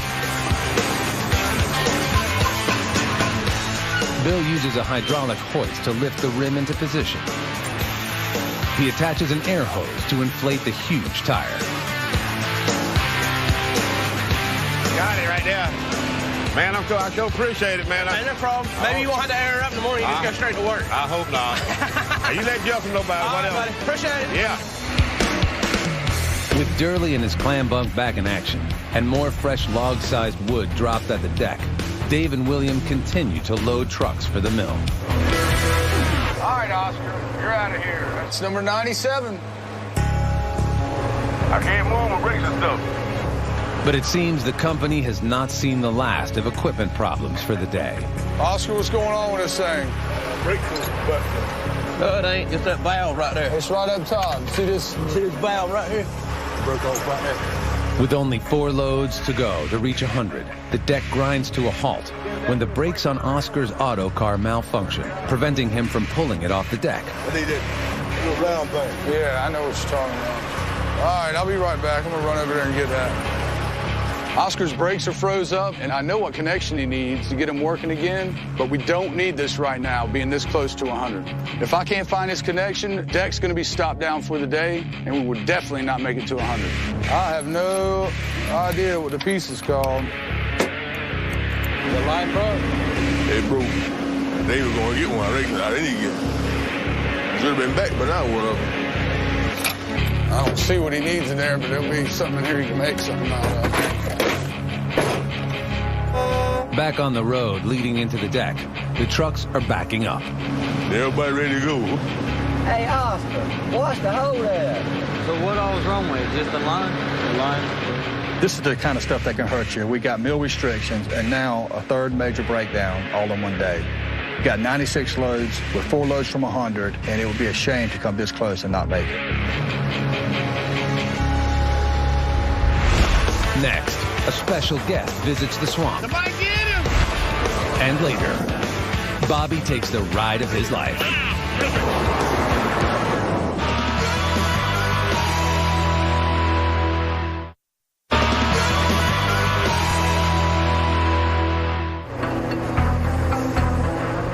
With only 2 hours left in the day and 4 loads short of the coveted 100-load goal, the crew of Goodson's all-terrain is shut down. There's a line right there. Broke off right there. The brakes on Oscar's truck are frozen, and the truck blocks the only access to and from the deck. I have no idea what the piece is called. The crew scrambles to find a solution. See this valve right here? The lines come out of it. Dave arrives back at the deck with a container of parts, hoping they can make the piece needed to release the brakes and get the truck off the deck. We better have what the hell you need in there. If not, we got something we can make, don't we? Can't you just union it together somehow?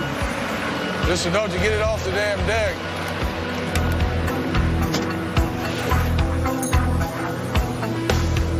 It's been a messed up week with all these meal restrictions going on. But it actually looked like we were going to get our 100 loads, but wouldn't you know it, as usual, something happened. After 30 minutes, the makeshift part is installed, and Oscar can move his truck, allowing the other trucks access to the deck. All right, you need to get out of the way. You're costing me money.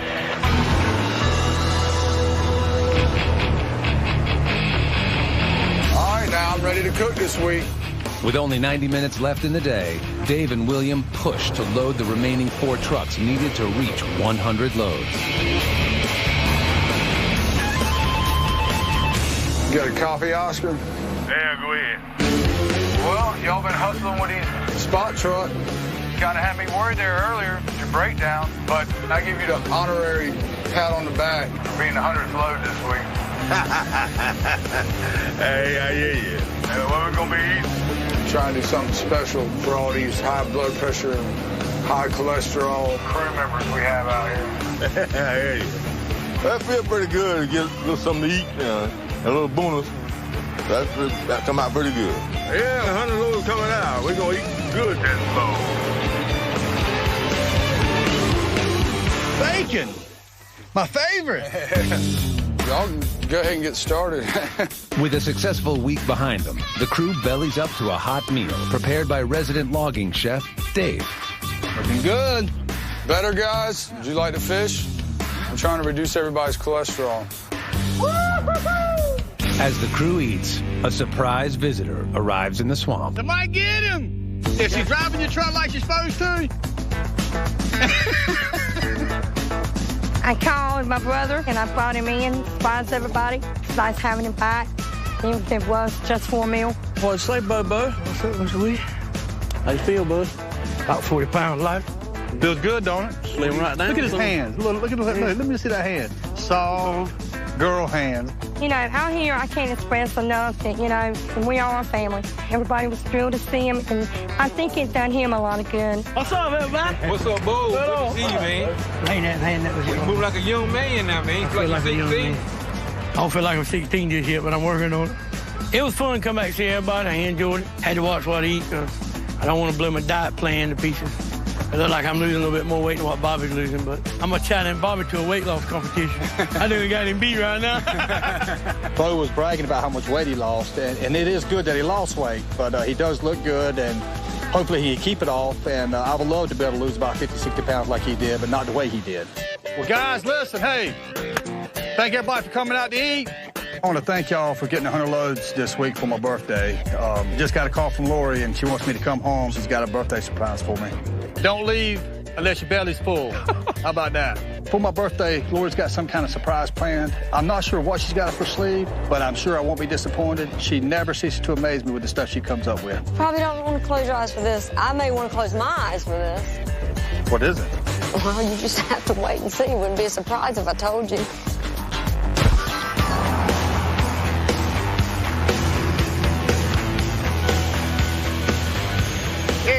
birthday. I'm kind of scared to ask what we're going to do. We're going to go for the ride. Today's a birthday ride. We're going to put him in the back seat. I'll be in the front seat. He's basically just a passenger, but he gets a chance to fly the airplane.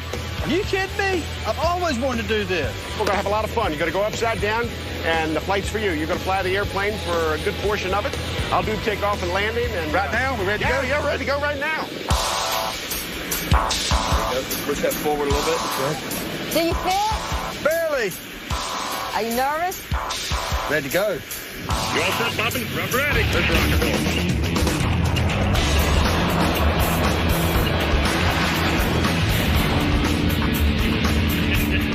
You doing okay with this, Bobby? Doing good. You doing okay with that? Doing good. Okay. And then we just push the stick all the way over to the left. Now we're upside down. Having fun? Yes, sir. 3, 2, 1. It was unbelievable. When he pulled that stick back, and I don't know what the G is, but I mean, it just like compressed you in the seat. And then when he went over, it was just the opposite. It was unbelievable. I take my hat off to those guys because I couldn't do it. Okay, why don't you take the airplane, Bobby? Now push that stick hard over to the left, all the way, hard over to the left, hard, hard, hard. You're doing it. I'm not me, not me. Hard, hard, hard, hard, hard. Push it back, push it back. Now pull back on it a little bit. There you go. Wow, perfect. Give me another one. Pull it back again. Pull over to the right. Whee! Wow. You're doing it. You're flying. Pull back a little bit. That is unbelievable. There you go. Third land only one night. Third land one night.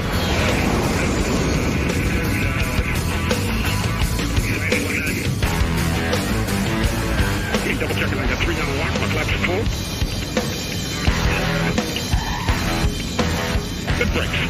You are a very good pilot. Thank you. About one more barrel roll, and I would have seen what I ate last night. Is that right? Yes, awesome.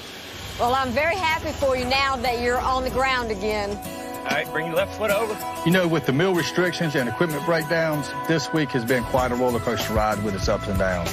But then in the week, with a ride in a fighter jet, that's a roller coaster I don't mind riding, but just not every week. Thank you, sir. I enjoyed it. Enjoyed it. If you want to learn more about life in the swamp, go to discovery.com/swamp bloggers.